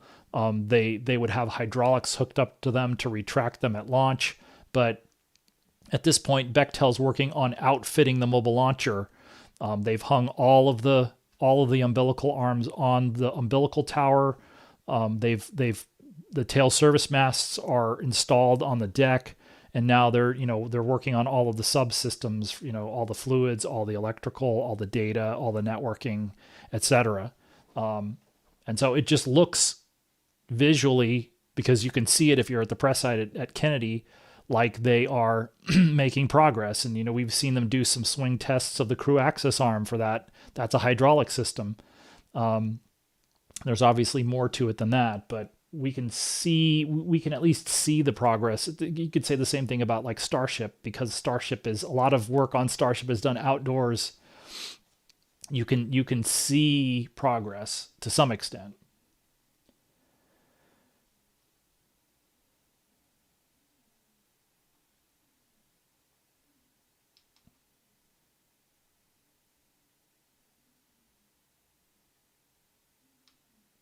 I don't think there's a new contract for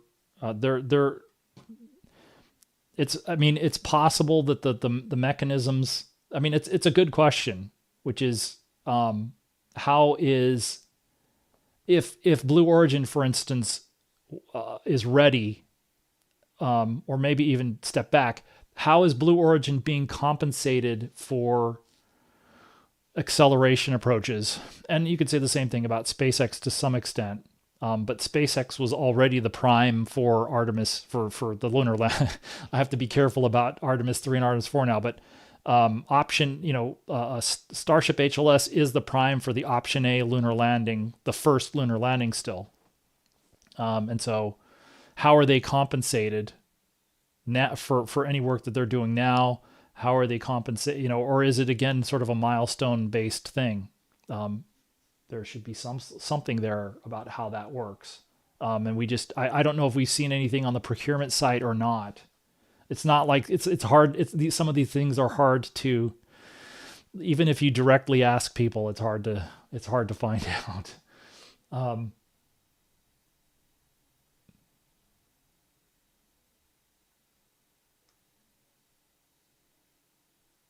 Yeah, that's a good question. That is something that I thought of, because it was interesting. So, there's a lot of things going on in the news conference, and the other question I'd ask was, when would, this is also a repeat question. Somebody had asked the Artemis III, when you can name the Artemis III crew, during some of the Artemis II press conferences earlier. But they hadn't answered that right away, but then Mr. Isaacman did essentially say that they should be able to get back to the Apollo style, where, and I think he used the 12 months, but he wasn't necessarily specifying it as policy, but it's an understanding of what he's thinking and what the leadership is thinking.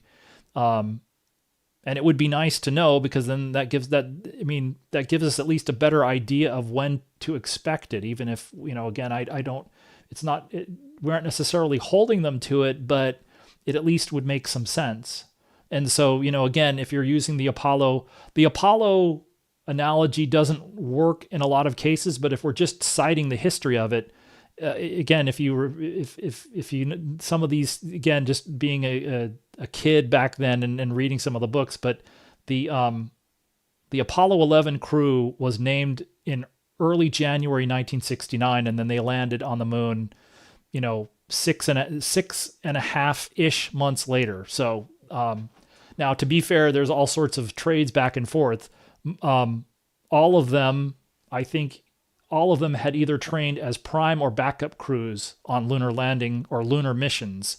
So even Mike Collins had been training, well, maybe again, not in the lunar landing, but Mike Collins had been training with the Apollo, what became I think it was the E mission with what became the Apollo 8 crew. He was the command module pilot, and so he didn't necessarily have to train on LEM systems.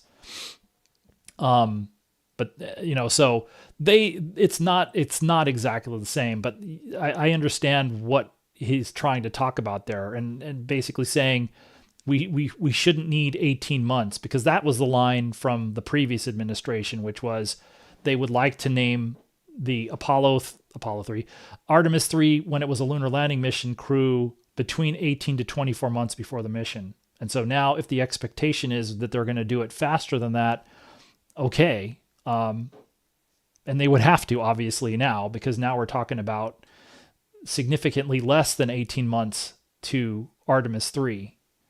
But it's also going to be a much more complicated mission than, for instance, Artemis 2. And so you could be talking about a flight crew that needs to fly on at least 3 spacecraft. Not all of them, but at least 3 spacecraft.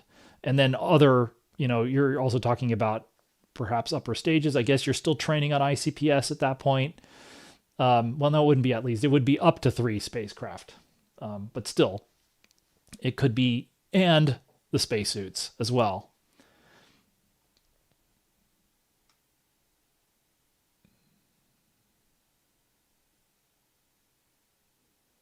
And so, yeah, obviously that's what they want to do, which is the thought is, one of the things in front of EUS is certifying it to fly. So Centaur 5, if that is, or even the Glenn stage 2, those stages have at least flown, even the new Glenn second stage has flown multiple times. The Centaur 5 has flown not quite, maybe not half a dozen times, but it's flown four or five times. But that they don't have to do that part of it. It's more of, it's a very similar challenge to integrating the Delta cryogenic second stage with SLS and what became the interim cryogenic propulsion stage. Now, I don't know what you call this. You may just call it Centaur 5. But it still needs to be certified to fly on SLS and go through some of the integration with the launch vehicle and also with Orion. Although, again, it seems like it's not insignificant, because you're going to be integrating it with Block 1 crew, basically, and you're replacing the ICPS with the Centaur 5. So you are flying Orion as a part of the launch configuration. You're trying to certify it to fly it with that spacecraft, with that payload, if you will, and that first stage and a half, so to speak.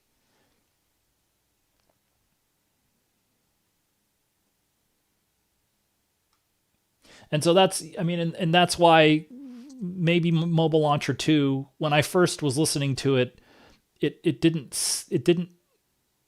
again, that's because they didn't say one way or the other.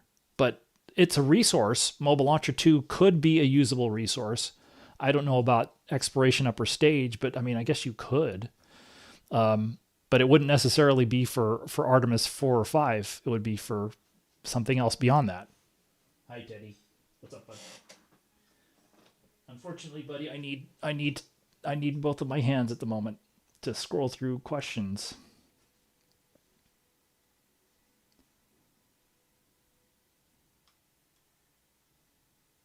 So the thing about and so that's the thing is again, we don't know what types of training the crew, if there's a group of astronauts that are doing, the 2 astronauts obviously that have been doing extensive training are the true backup Artemis 2.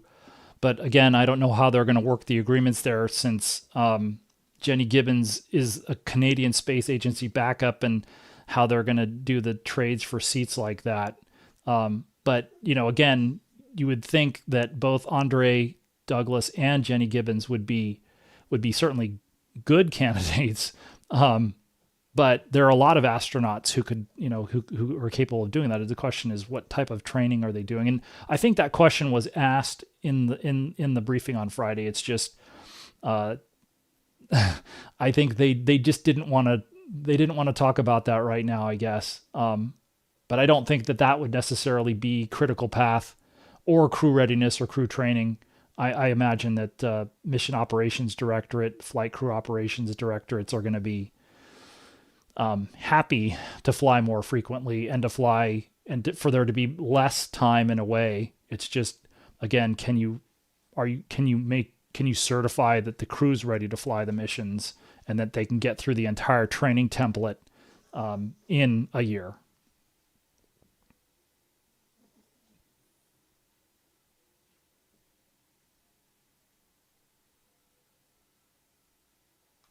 So I mean, yes, and so somebody's talking about they need new tools, or they're going to need to design a new launch vehicle stage adapter. They would also need to design a new, although again, they might be smaller, an Orion stage adapter. So both connectors. So you connect the upper stage to Orion on top and to the core stage on the bottom, and the current connectors won't work for a different upper stage. So the current connectors for ICPS don't work with exploration upper stage either.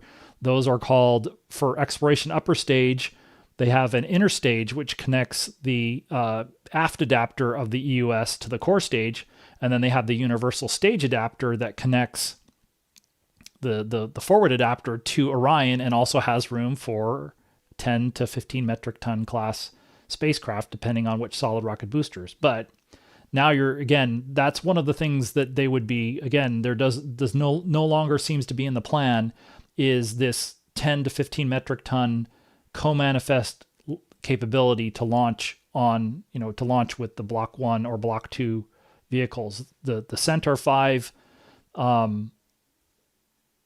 if you were to put there's no space with ICPS, for instance, to put anything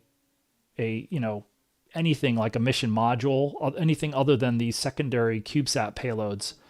So, and if you were to add something like that for Centaur 5, I don't know what type of performance what would be possible, for instance.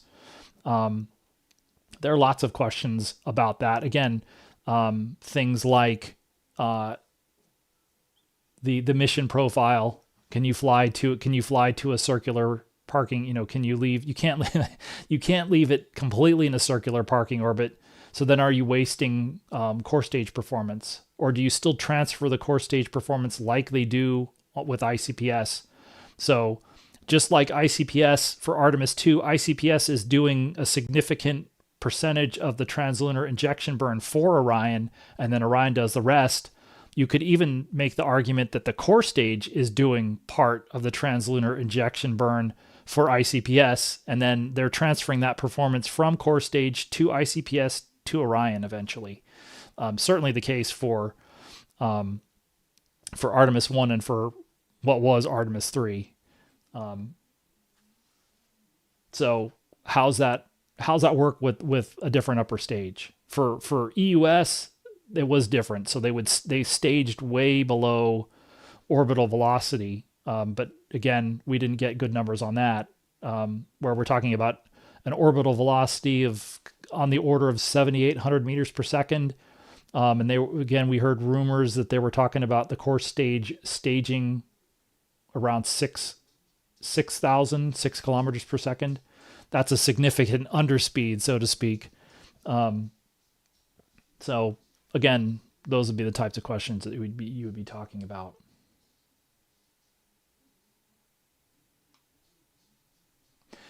I mean, I guess you could say that HLS is driving the schedule for Artemis 3, but it's not unfair. But I'd say I'd still prefer to see where Orion and SLS are, and it starts. And so I was already kind of wondering how much time how soon they could fly another flight under the previous circumstances, where they were talking about maybe 15 months to go from Artemis 2 to Artemis 3. And so now we're talking about where I was wondering what this is. So I was wondering rhetorically, does NASA have a plan for if Artemis 2 is a clean flight?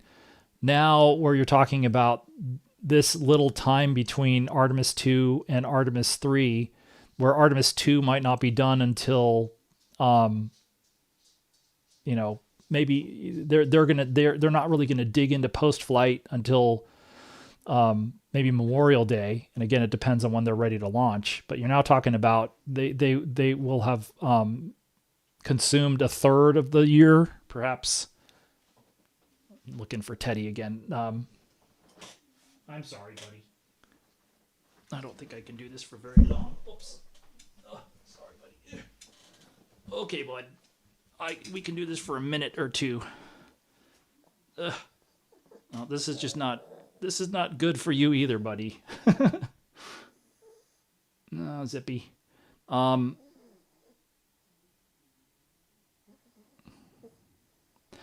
Well, that's interesting. I guess so. Somebody's saying EJ over on on his channels and also does NSF like the Flame Trench on Friday. I don't necessarily get to see that live all the time, but so I have not had a chance to talk with him about that or ask what he's talking about.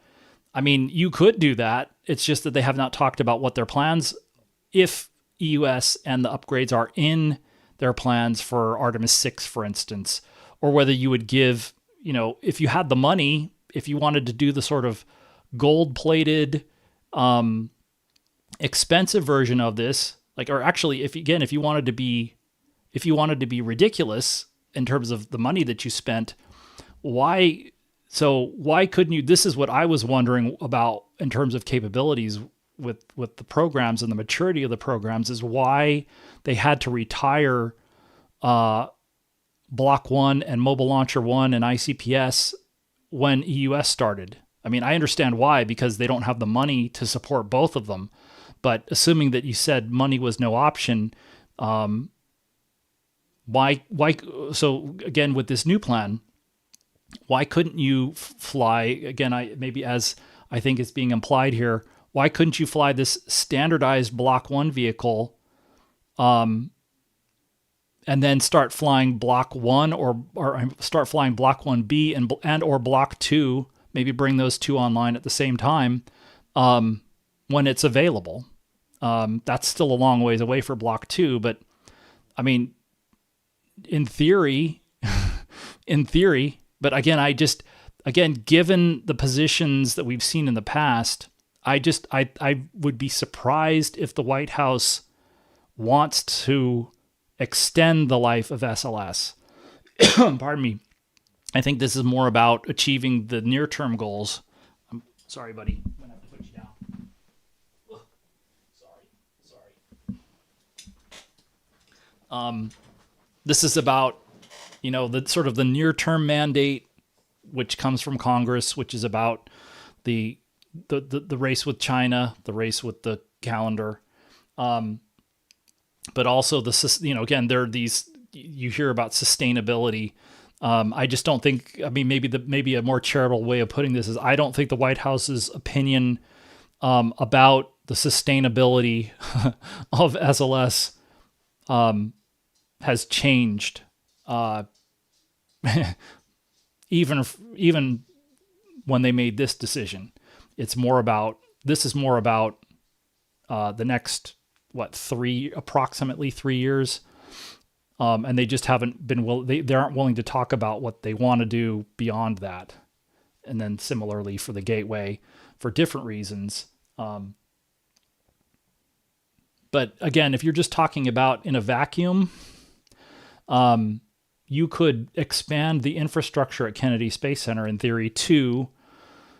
So you would need to open up High Bay 1, but you could have a Block 1B or a Block 2.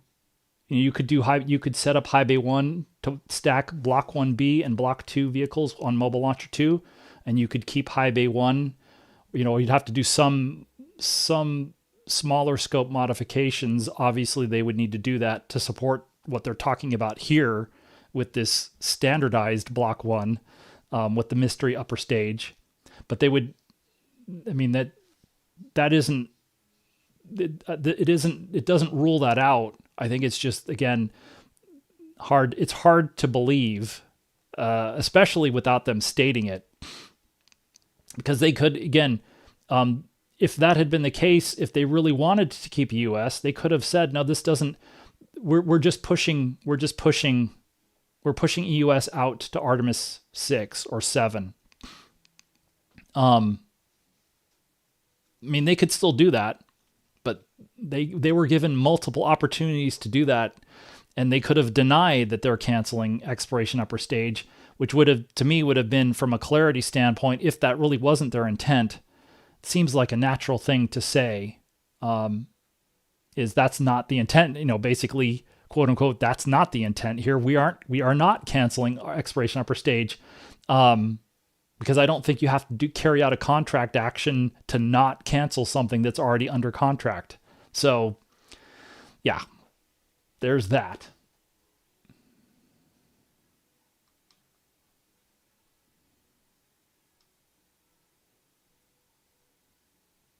I mean, I think, again, I don't think they were trying to.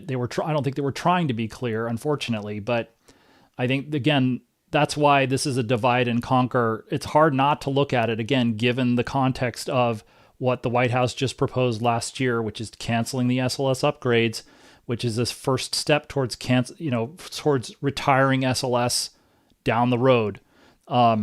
They still want to cancel the upgrades. They still want the long-term thing. They still have the criticism of the sustainability of the system. So creating this SLS variant, if they can do it quick and dirty, cancels those you're canceling the long-term upgrades. You're bringing in the retirement date for SLS, even if you can't cancel it right away. But it's a critical first step if you want to do that, if you're trying to get Congress to sort of buy into it. So you're doing it in pieces as opposed to just saying, let's cancel it right now. And they tried that, but they didn't get any buy-in. So this is another way of trying to get Congress to buy into eventually canceling SLS. And Congress has talked about their conditions for that. I think the idea is that you cancel the long-term upgrades, and that by the beginning of the next decade, that Starship and Blue Moon have the capability of flying crews from the Earth to the Moon and back. And then, so that's your transition. It's just, again, like we're wondering with the HLS and with the lunar lander part of this, can they be ready? And if not, you have up to 8 SLS flights. So you'd still have enough hardware, if you were to pull off this plan, to fly 3 more SLS flights. Unfortunately, if they really are able to do it on an annual basis, what would that be? That would be, so let's say Artemis 5 is 2029. So then Artemis 6 is 30, 31, 32. So you'd need to have full crew transportation demonstrated by a commercial provider from the Earth to the Moon and back by 2032. And again, I'd say I think if you ask anybody who's optimistic about that, they would say, well, they'll have it done before then. Realistically, who knows? That's harder to tell because it's hard to do the realism thing these days. So yeah, but again, you wonder about this timeline as well. So is the 8th SLS flight likely by early the next decade, or are you talking about maybe the middle of next decade? And if that's the case, then that gives the commercial providers a longer runway to get the lunar landing part done, and then to do the full transportation from the Earth to the Moon and back.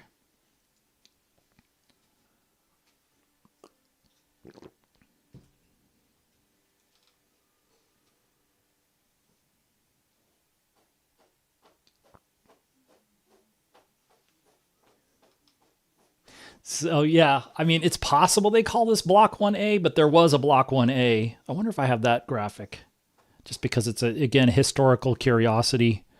I mean, it's something that I have. I just don't know if I've talked about it. I do. What do you know? Let's see if I can bring this up relatively quickly. Got to close the gateway one. So this is a graphic from, I think this is from the SLS sort of preliminary design review time frame. So there were two evolution paths off of block one, as you can see, and so this shows what they chose to go with. So they had so block 1A would have been here, where you start with the advanced booster and this what they call the CPS or cryogenic propulsion stage. So that would have been an in-house third. They were looking at this again, not being realistic about the budgets back then. They were still looking at a 3-stage SLS, and you can see down here. So the block 1A would have been the what would have been called advanced boosters first, with the CPS, which would become a third stage when you added the other stuff below it. But anyway, that's what the block 1A, the A evolution path would have been this. And the reason that they ruled out going down this evolution path is because they did finally see reality finally set in at some point. Hey, we don't have the budget. We're going to have, it's more likely we're going to have the budget to do 2 upgrades than to do 4. And so in theory, there's documentation somewhere that says block 1A is this, but they can call it whatever they want. Block 1 prime. They could call it near block 1, standardized block, block 1S, block 1 pi. I don't know. But it's going to be something besides, so it's not going to be block 1. It's not going to be block 1B. It's going to be something else. I guess they could steal the block 1B designation, but it's going to be a different configuration than in any existing SLS block configuration. So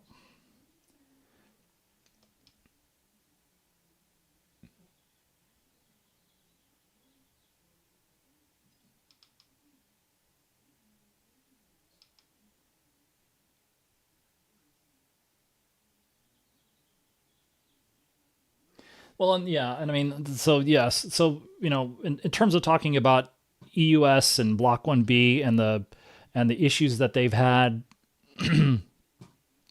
it's fair to wonder if you went this. They do seem to be going all in on this concept with this mystery Centaur upper. It's not it's assuming it's the Centaur 5, because it fits in a lot of different ways, and the graphic looks like it's Orion flying on with the Centaur 5 upper stage.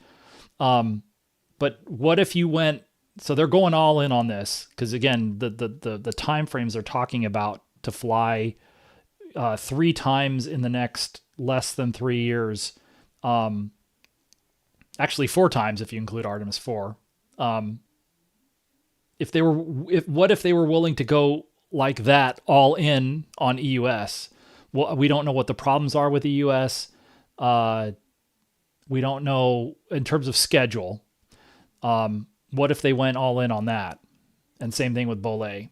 We don't know. But again, like I said, it would seem out of character for them because of all of the issues that they had. Some of the criticisms they articulated in a general sense.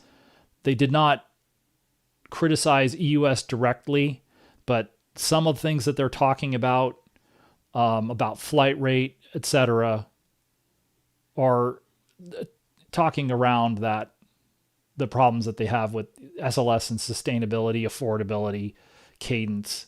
But to be fair, we don't know what that would look like if they were to go all in on the current plan. Because, and again, the reason being because they don't want EUS, they don't want the SLS upgrades. They said that last year, and again, I don't know that they ever said. They accepted Congress's. They weren't willing to fight that battle last year, but I don't know that we ever heard. I mean, if again, this isn't just Mr. Isaacman. You heard Transportation Secretary Duffy, when he was in the acting administrator role, saying some of the same things about $4 billion a flight is too much. Again, that's again talking about the whole, you can't use that math here because this would be a, that's the thing is that if it really was $4 billion per flight, they don't have the budget to do that. So it's the way that you calculate program cost. And it's fair if you're just going to use a single standard, then you just say amount of money spent divided by number of flights. So one of the advantages of flying more flights is, in theory, your cost per flight goes down. Again, I think that it depends on what you're talking about. What are you buying with the annual budget? Because you're not just buying flights, you're buying all sorts of stuff, or not, like infrastructure.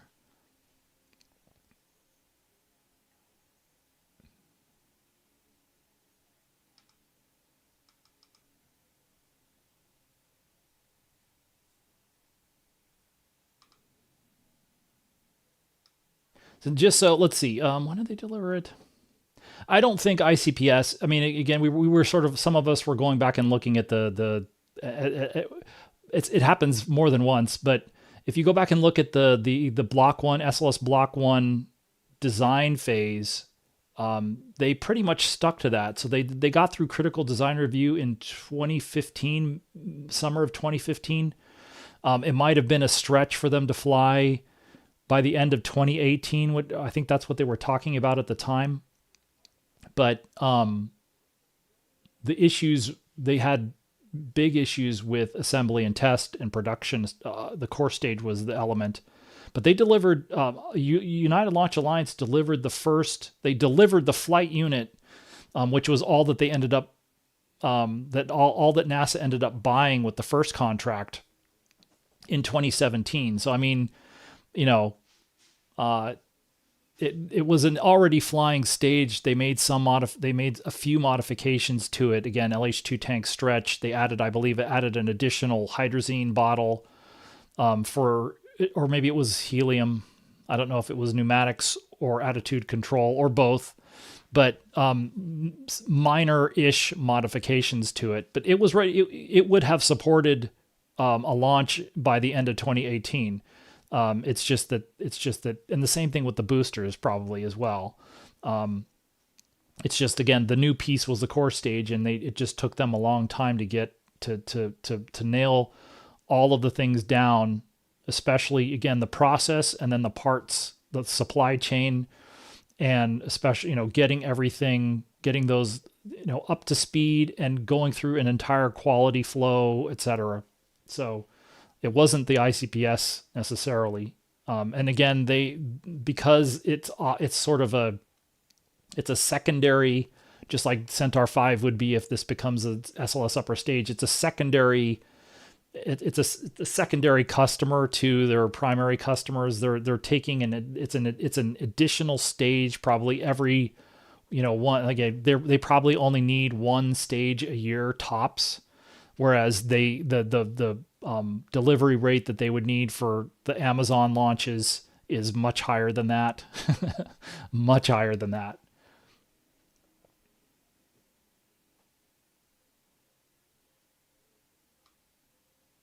But then again, to be fair, so in the period of time to delivering the flight unit and doing all of the work, it probably wasn't 5 years, but it was it would have been some part of those 5 years, and it would have sort of slotted in underneath higher priority work that they were doing.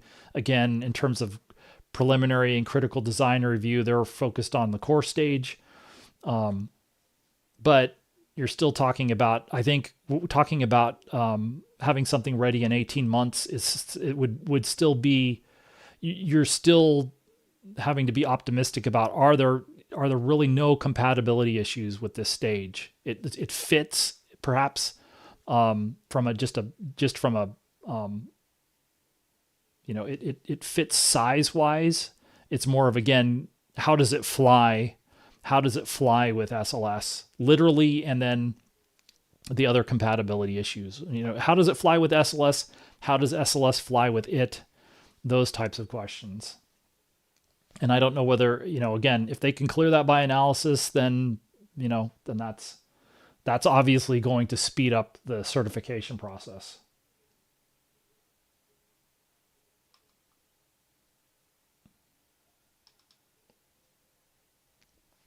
So yeah, in terms of hardware readiness for Artemis III, we don't, we at least have a vague idea. So we're expecting is not the right word, but anticipating. We were sort of given the idea that because the remaining pieces of the Artemis III, Orion and SLS are the spacecraft and the core stage, and the rest of the hardware is ready. So the last ICPS is in storage. The engines are in storage. The booster motors and all of the booster hardware is in storage. The adapters, I think, the LVSA is in storage, ready to fly, ready to stack. The Orion stage adapter might not be ready to stack right at the moment, but it's a simple thing. Again, you wonder about if that really is a low Earth orbit mission, then maybe you don't have a lot of interest in CubeSats because they can get a better ride with almost anything else. So certainly Vulcan, for instance. Those would be more interesting, obviously, if you're going to the moon, because there aren't as many rides to the moon. And so maybe, again, if they've committed to this, then they might be able to, they could easily have the Orion stage adapter. Well, I shouldn't say easily, but I think it certainly wouldn't be one of the hurdles or the critical paths for Artemis III. The critical paths would be from the SLS and Orion would be core stage and spacecraft, Orion spacecraft, and then obviously we're wondering about what's minimum required for lunar landers and spacesuits for Artemis III. But you're still talking about, again, it pretty much need to be you need to be certainly stacking the SLS by this time next year, maybe even earlier than that. And you probably, again, Orion needs to be in launch preps by that point. And then similarly for the we don't know how long the lunar lander prototypes would need to be flying, but they would need to be flying somewhat ahead of that, ahead of the SLS launch with Orion. And that also means then that the spacesuits would have to be loaded onto that spacecraft before that launches. So I guess the one thing that would be somewhat easier is a low Earth orbit launch windows. Even rendezvous windows, you're still likely to have opportunities, maybe not opportunities every day, but it depends on phasing and other requirements and inclination. If they were to launch to a KSC type of an inclination, then you probably do have a daily launch window. And it's just a question of when the vehicle's ready to fly. So you would have at least a little bit less restrictions on that. So, but those are the kinds of things that would be interesting to, again, what is a preliminary conop for the mission?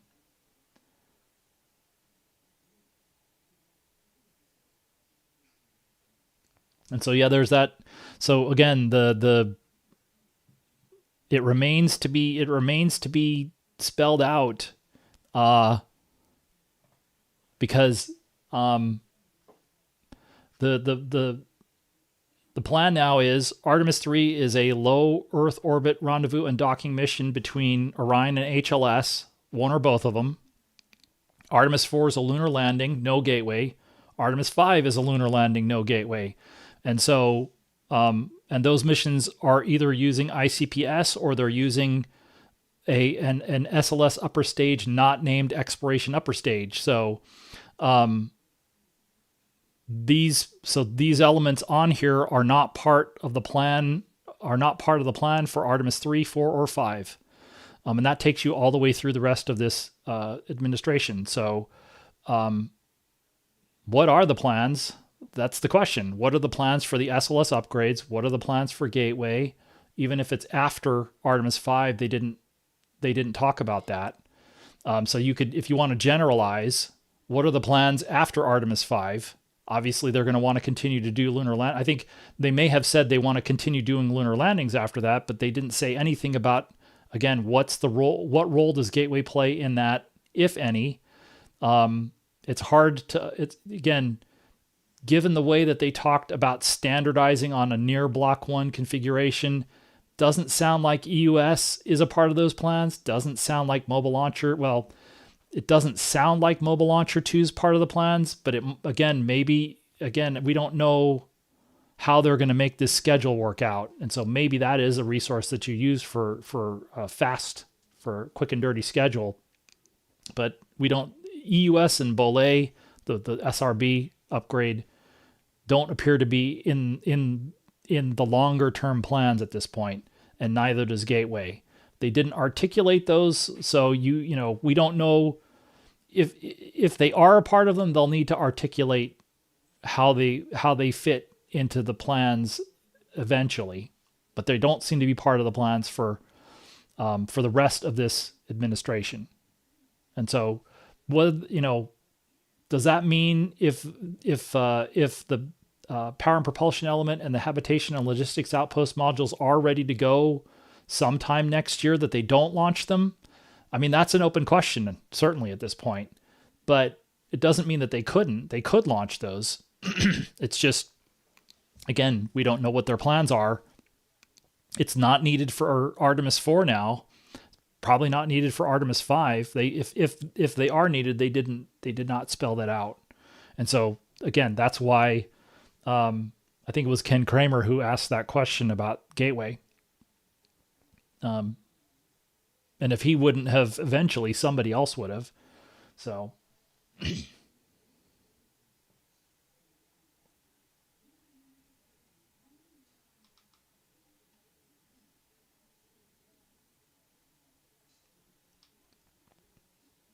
yeah, that's fair to say. So you know, we've seen Starship has flown almost a dozen times, and so we've seen it has a flight history. Even in this iterative development, the development style they're using is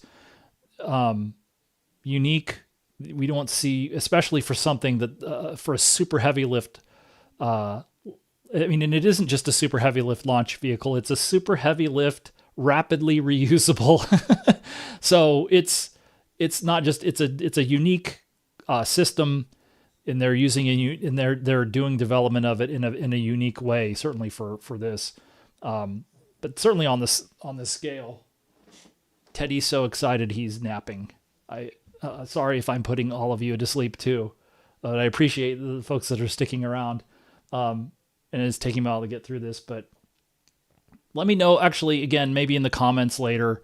Let me know if this is something that would make sense to do on a more regular basis. It made sense to do this because of around Artemis 2, and then it made sense to do this type of thing because this is a big deal. We don't get a lot of briefings about the future of Artemis in these terms. And so, as I was saying before in the video on Thursday, this was the first one of these briefings we've had in over a year. And so if you have one of these state of the Artemis type things, it would be something that I would do. But let me know if it makes sense to. I mean, and again, we can see if there are a lot of questions about this in a week, for instance, it might make sense to just do another live stream, and go over this again, because hopefully we'll have a little bit better understanding. I don't know if we're going to necessarily what we're going to get, but hopefully we'll have at least a little bit better understanding about where they're going with this.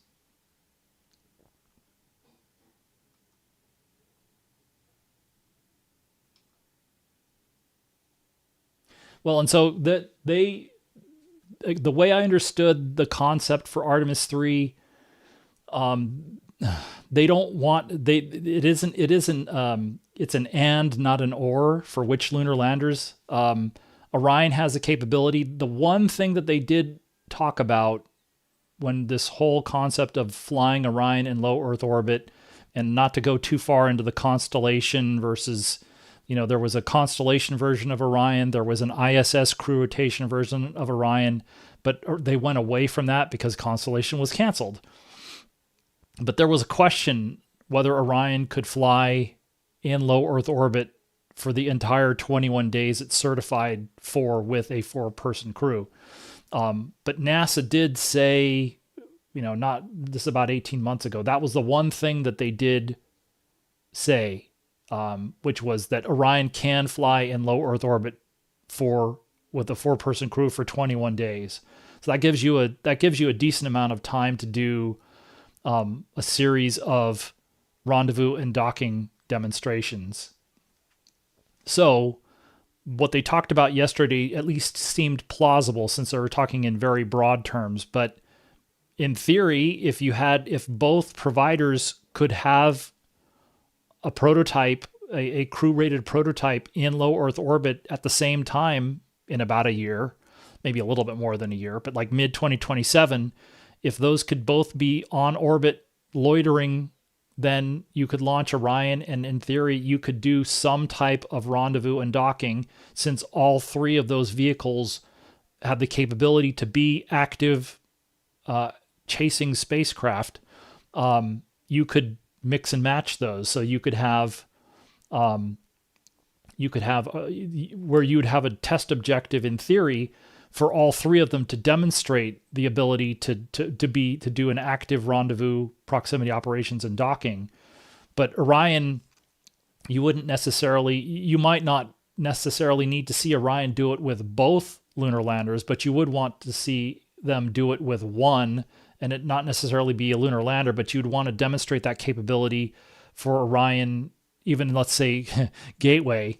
But for a lunar landing mission, you launch Orion to the moon, Orion rendezvous and docks with the loitering lunar lander, crew transfers to the lunar lander, goes down and lands, does a surface mission, and then the lunar lander comes back, ascends off the lunar surface and does a rendezvous and dock with Orion. And so you just need, you want to, this would give them the opportunity to demonstrate both Orion's capability to rendezvous with the lander first in lunar orbit, and then the lander to rendezvous with Orion after the surface mission. So, and so the idea would be 21 days is a relatively long time that you would have enough time in there for Orion to participate in rendezvous and docking demonstrations with both of them, assuming that they're available.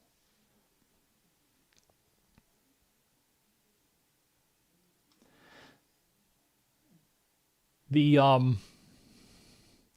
I don't know. I mean, it's a good question. I think you would have to certify Centaur 5, the Centaur 5 crew rating, but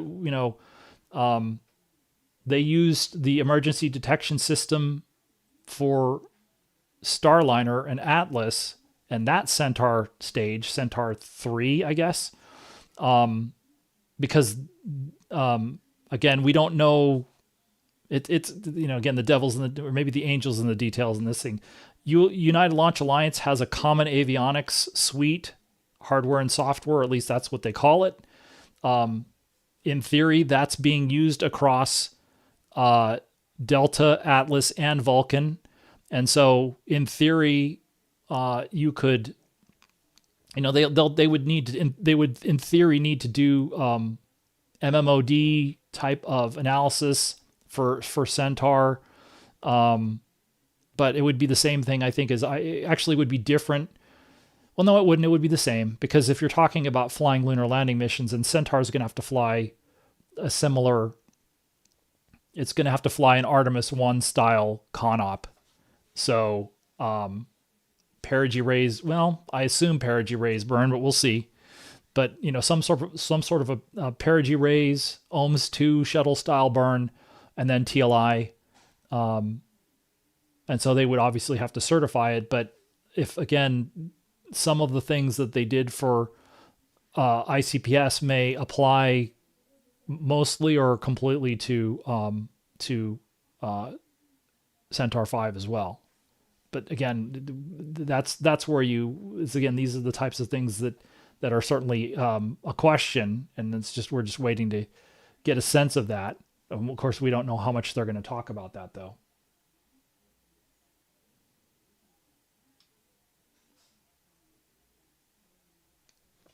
Well, and so yeah, the thing about launching on Vulcan Centaur is, so the LAS is there, but the LAS is jettisoned at some point. I don't know that. So, you're probably having the LAS there for 3 minutes is still going to handicap your ability to get 27 metric tons ish, maybe 26.5 metric tons now. The new numbers in the Orion, is it the Orion press kit or the Artemis II press kit? But I think they are now saying 26.5 metric tons. It's still a lot. I don't know whether Vulcan with 6 SRBs can do what that resultant performance to orbit is required, because it won't be strictly 35 metric tons with the LAS, because the LAS is going to be jettisoned, but it won't be, it won't be 26 either. So, and so L3 again, it's a good point about L3 Harris and the RS-25s. Again, because we don't know what the long-term plan is for SLS, and again, given the history of the White House and OMB, it's considering the history and and wanting to wanting to retire SLS sooner than later. If you terminate all of the upgrades, including the Bolay boosters, and again, they just haven't said one way or another, but they were ready to do that last year. But if you cancel Bolay as well, then you really are limiting. The maximum number of SLS launches would be 8. So L3 Harris was already building engines for Artemis 9 when I was at Canoga Park last year. So this is almost more than half a year ago. So and again, they aren't talking beyond Artemis 5. So, there is still a question about, again, there's certainly a question of preference, if not policy, about how long the White House is willing to allow SLS to fly. Are they willing? They're obviously now, it's fair to say, they're committing to flying SLS through Artemis 5 at the moment. But we don't know we don't know about Artemis 6, for instance. And so there would be an impact on L3 Harris if they were to only fly 5 times, then they're building a lot of hardware, and they have a lot of infrastructure there to support long-term flights with SLS that they, and so that would be something that we would need to check in. And I don't think they're not gonna probably want to talk about that. If NASA's not willing to talk about it, I doubt the contractors are gonna want to talk about it. But it is going to make for an interesting Artemis II pre-launch situation. I will be very curious to see about interview availability now, unless there is a little more clarity about the long-term. But they were going to have to do this anyway. And so that's another one of those little sidebars that I thought was interesting that I didn't catch on my first pass through the news. I watched the news conference live, but then, trying to drink through the fire hose.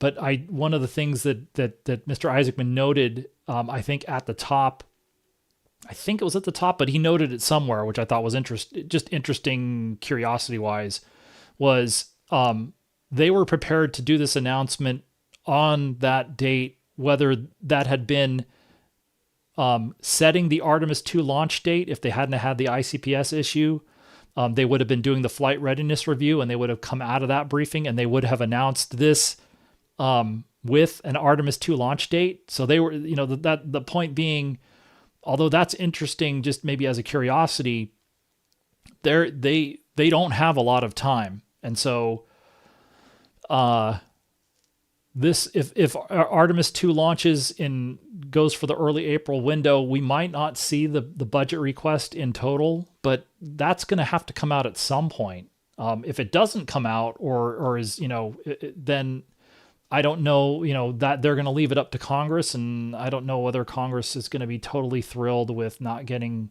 with that or not. But we'll see. Again, Congress will draw up a kind of like what happened last year. They ended up having to draw up their own appropriations bills because they didn't like the administration's proposals. So we'll have to see.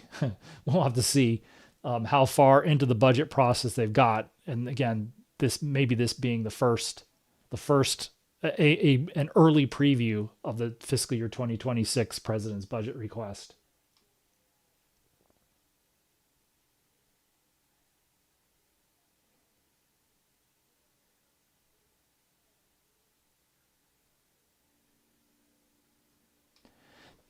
Yeah, I don't think. I mean, it's certainly there wouldn't be too much retrofitting, and it's also possible. Again, we don't know what the state of the core stage 5 build is in terms of structures, um, but I don't think they could fly. There weren't many changes to the core stage to support EUS. There, I think they did make a change. They made unspecified changes to the forward skirt, structurally. If I can't remember whether I threw that in there twice or not, but they did make some structural changes to the forward skirt. But I don't think that would necessarily have a huge impact on flying that with a block one in a block one configuration. But to be fair, certainly by Artemis 5, if not Artemis 4, that's going to be flying. It certainly doesn't look like they want to fly that with the US at this point. And so the loads are going to be they're going to be different than EUS, and they're going to be different than ICPS, and of course that's where the analysis and testing will have to come into play. But the yeah, we'll have to. I don't think that that's necessarily a showstopper. So one of the other things that EUS does is it moves the hardware, the computer hardware. Well, not all of it, but the flight computers themselves and the inertial navigation unit from the core stage to EUS.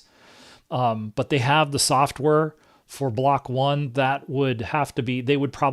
Well, I'm pretty sure they would have to do another release of the FCAS, flight computer application software. So I think, they were talking about moving to another version of the software called ECAS, exploration computer application software, but they still are maintaining FCAS for block one. And it, at least in theory, makes sense that they would fork that software and modify that to fly with Mystery upper stage, most likely named Centaur 5.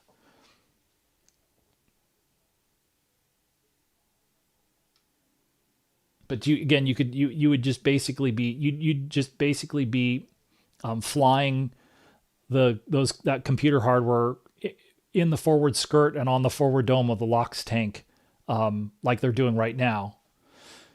So it would be relatively minimal changes, which is the idea, is that you would be trying to minimize the changes to the existing SLS vehicle. So you can't, certainly the core stage and boosters, but so a new upper stage absolutely means new connectors, and it's going to mean for the mobile launcher, it's going to mean a new or modified connection. So you're breaking the mobile launcher and you're breaking the SLS configuration to some extent, but you're trying to minimize the scope of those changes.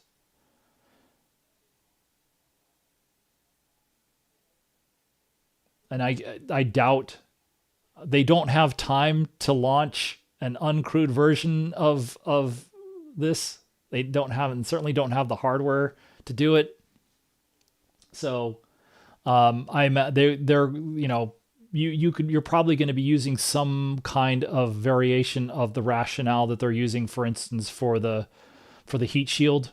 So yeah, if you had the ability to fly additional vehicles, I suppose you would do that, but they don't have the hardware to do another uncrewed test. Really, the stuff that's not flying, the stuff that's flying for the first time are really just the connect. So the, Centaur 5's flown, core stage and boosters have flown, Orion's flown. It is the first flight of the integrated vehicle, and you do still need to certify that the compatibility of those. Orion, Centaur, core stage and boosters.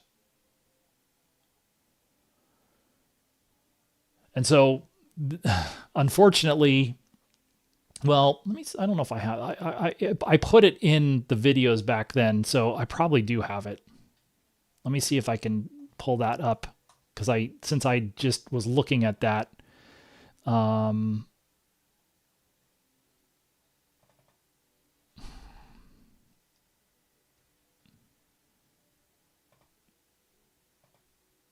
oops. So yes, and so what I'd been asking, again, you have to go a little bit into the rabbit hole about Orion, the Orion going from constellation ISS first on Ares 1 to cancel Ares 1 and go to this multi-purpose crew vehicle MPCV version of Orion.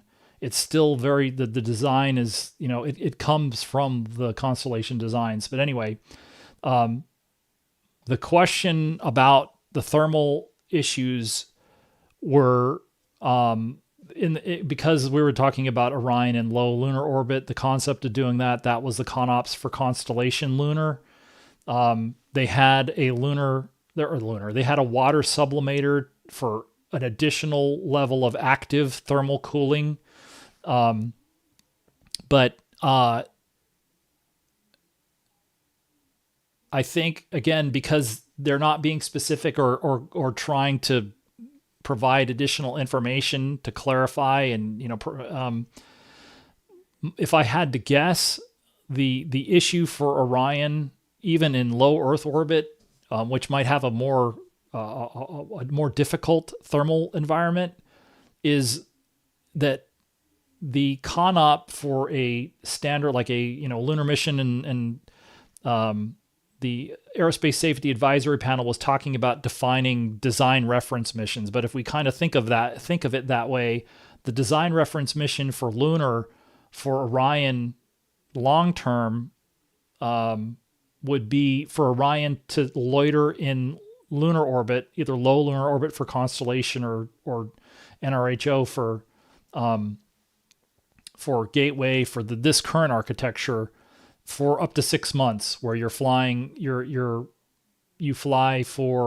have up to 3 weeks of crewed usage, and then you fly it uncrewed, where the crew's on the surface of the moon for 6 months, basically in an uncrewed configuration. And so that's probably where you get into the issues, or did and needed the water sublimator, is if you're going to fly Orion for months in a high, with a high thermal heat load. But that's the problem with not having the ability to dig into this a little bit, because that's, again, unfortunately, we're basically having to guess. I mean, I would say deduce, but I'm not sure that you can completely deduce that from looking at this. It's just it kind of makes sense based on breadcrumbs from here and there, that since they can do this, it's because Orion can fly up to, certain amount of time in a higher thermal flux situation, but they aren't going to quantify that. And again, I don't know if that gets into export control issues or not, but that's, again, kind of the way I'm understanding that. But yeah, it's like, unfortunately, that process is send a bunch of questions in as an email, wait 3 months, and then, so if I asked 6 questions, I only got back 1 answer after 3 months. And so I can keep trying that, but it's plenty discouraging. And so it's like, again, cost versus benefit of continuing that, you know, and unfortunately we're having to play that game across the board now. So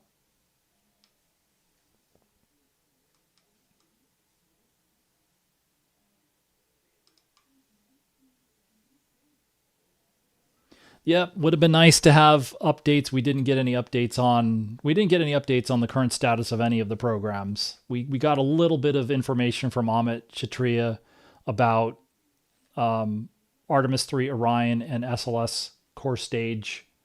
A little bit of status, but again, if we were going to talk about that, that would be an opening to ask more questions, to place those in a little bit more context.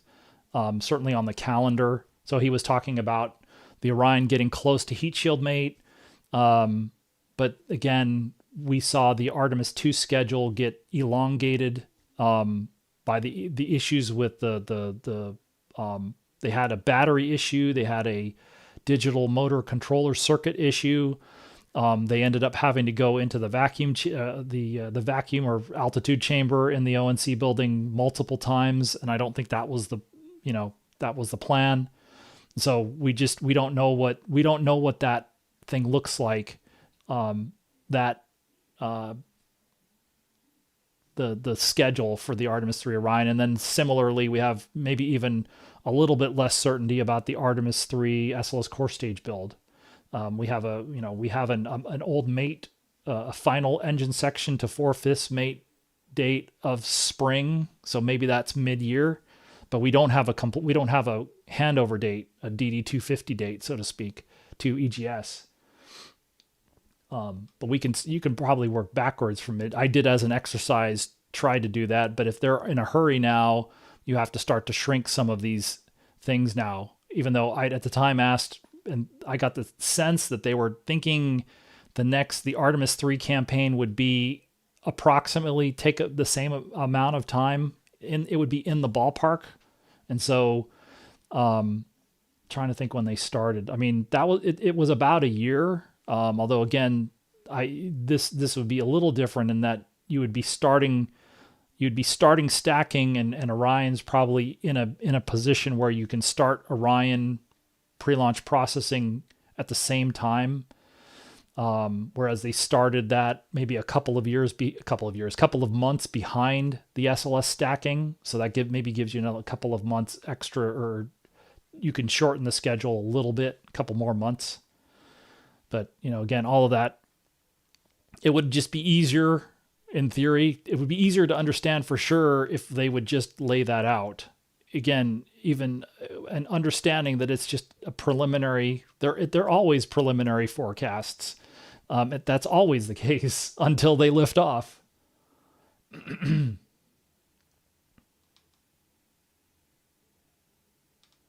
But yeah, unfortunately I'm way behind here. So, and I am gonna have to call it here after about.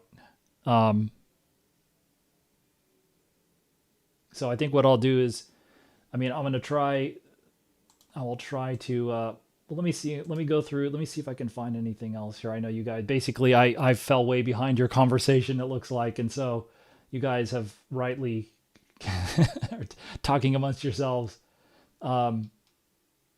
But I'll see if I can find some questions in here. And, again, as I said, let me know maybe in the comments or in the chat before we go if you think it's worthwhile to do another one of these and take more questions. I mean, I certainly still have a lot of questions about this myself. So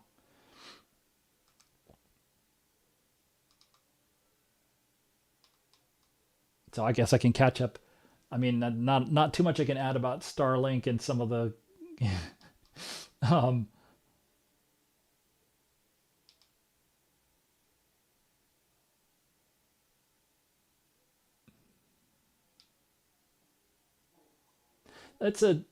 I mean, so the near block one, I think the idea is, again, unless we get more clarification, it's relatively near. So there again, the rumors are, and some of the taking a look at it. People are trying to model or simulate the dimensions.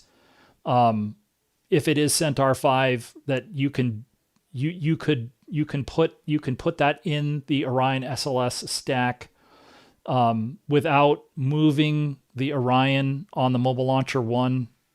You can leave the umbilicals and the Orion in the same, so that the overall stack height of the stack would be the same.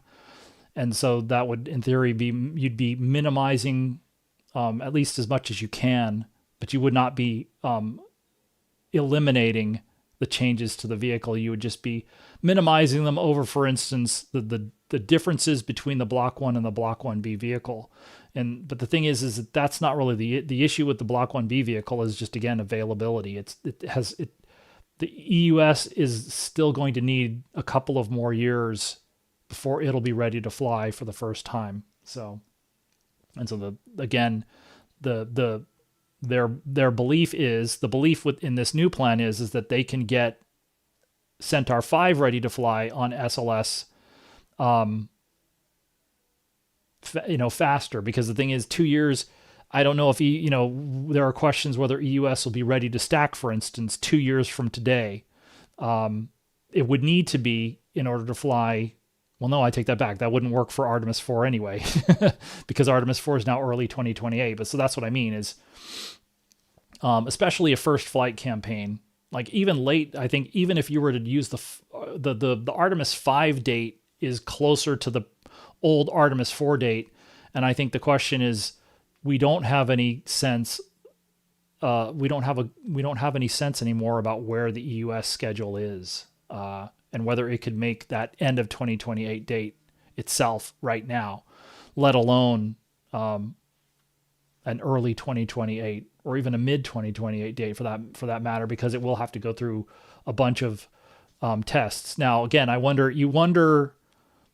I would imagine, or that it would almost be a requirement to do a tanking test, a wet dress rehearsal for that vehicle with the new upper stage. It seems like you would need to do that. You would need to do a little bit of additional, that first launch campaign would have a little bit of additional verification and validation work. But a lot of the other things about it, if you can keep all of the other systems and minimize the changes, then you have a it's a better, or it shortens the amount of time in theory to get to the first launch.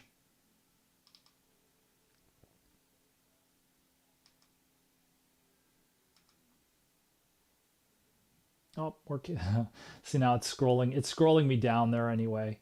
Let me see if I can go back a few minutes here, but we are going to have to go.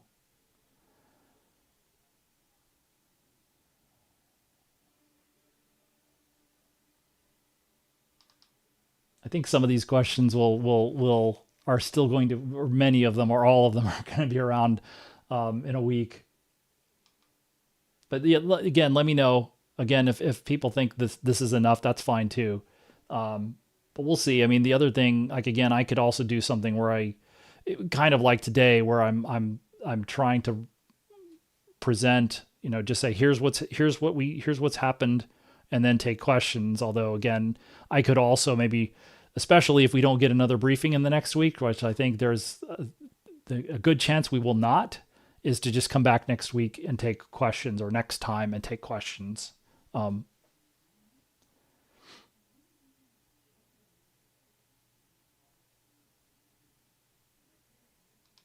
But yeah, that's, again, this whole thing again. And that, I mean, we saw that was in terms of, that's why there's this question. Well, that's one of the reasons why there's questions about what the plan is for the SLS upgrades and for Gateway, but for different reasons.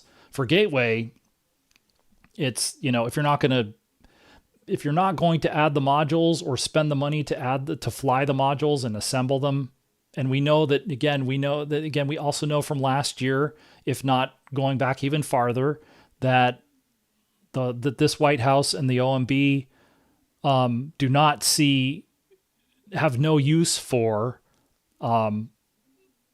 for Gateway for sure right now, and then they are not in favor of a long-term usage of SLS. They believe SLS is unsustainable, and so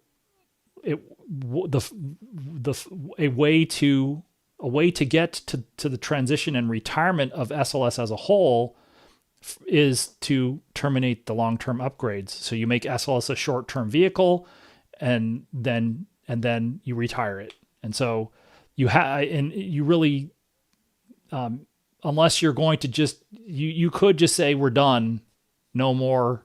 We're flying Artemis II just because it's stacked. I mean, there were certainly discussions a year ago, or maybe more than a year ago.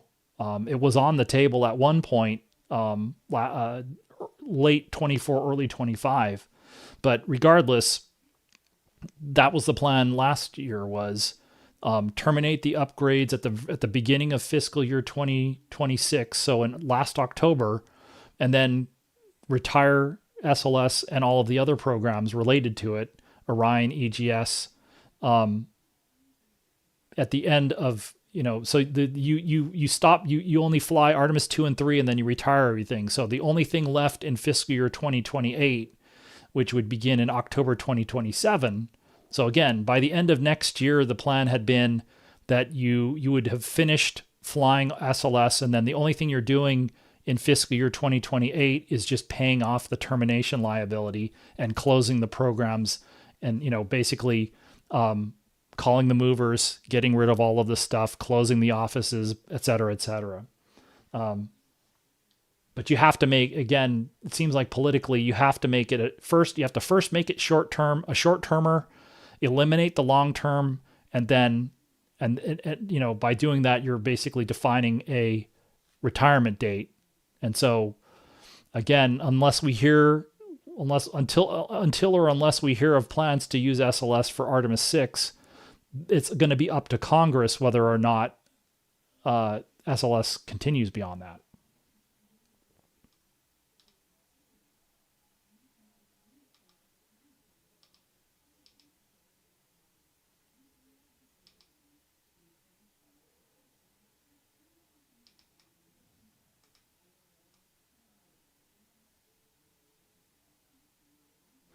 I don't know whether you would the gateway parts. I guess it's possible, but they would certainly we'd certainly need to retrofit them. I think again, I don't think you don't see a lot of government likes to retrofit infrastructure and oh,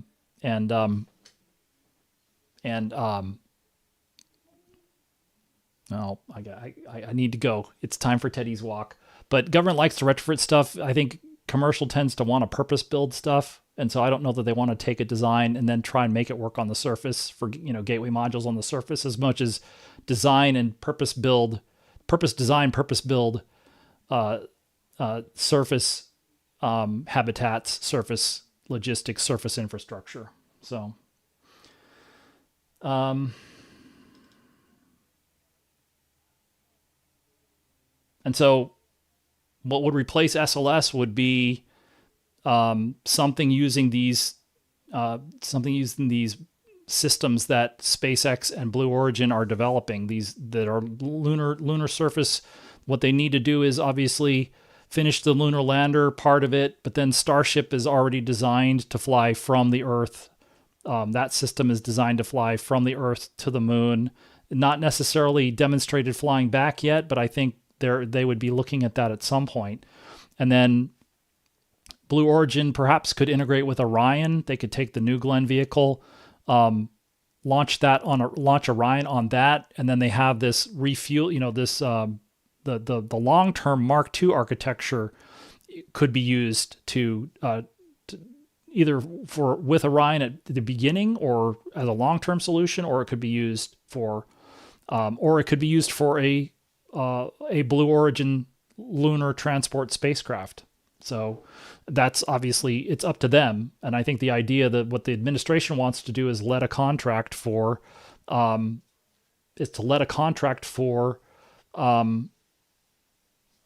commercial crew lunar transportation services and then let industry decide what they want to do. So Teddy's going for his walk. I'm gonna actually bug out here too, but I think the what Congress wants them to do is just make sure that they still have the government systems running until the commercial providers have demonstrated the whole thing. So launching from Earth, going all the way to the moon, landing on the moon, bringing the crews back and returning them, and landing on Earth, however that is, on land or water or however.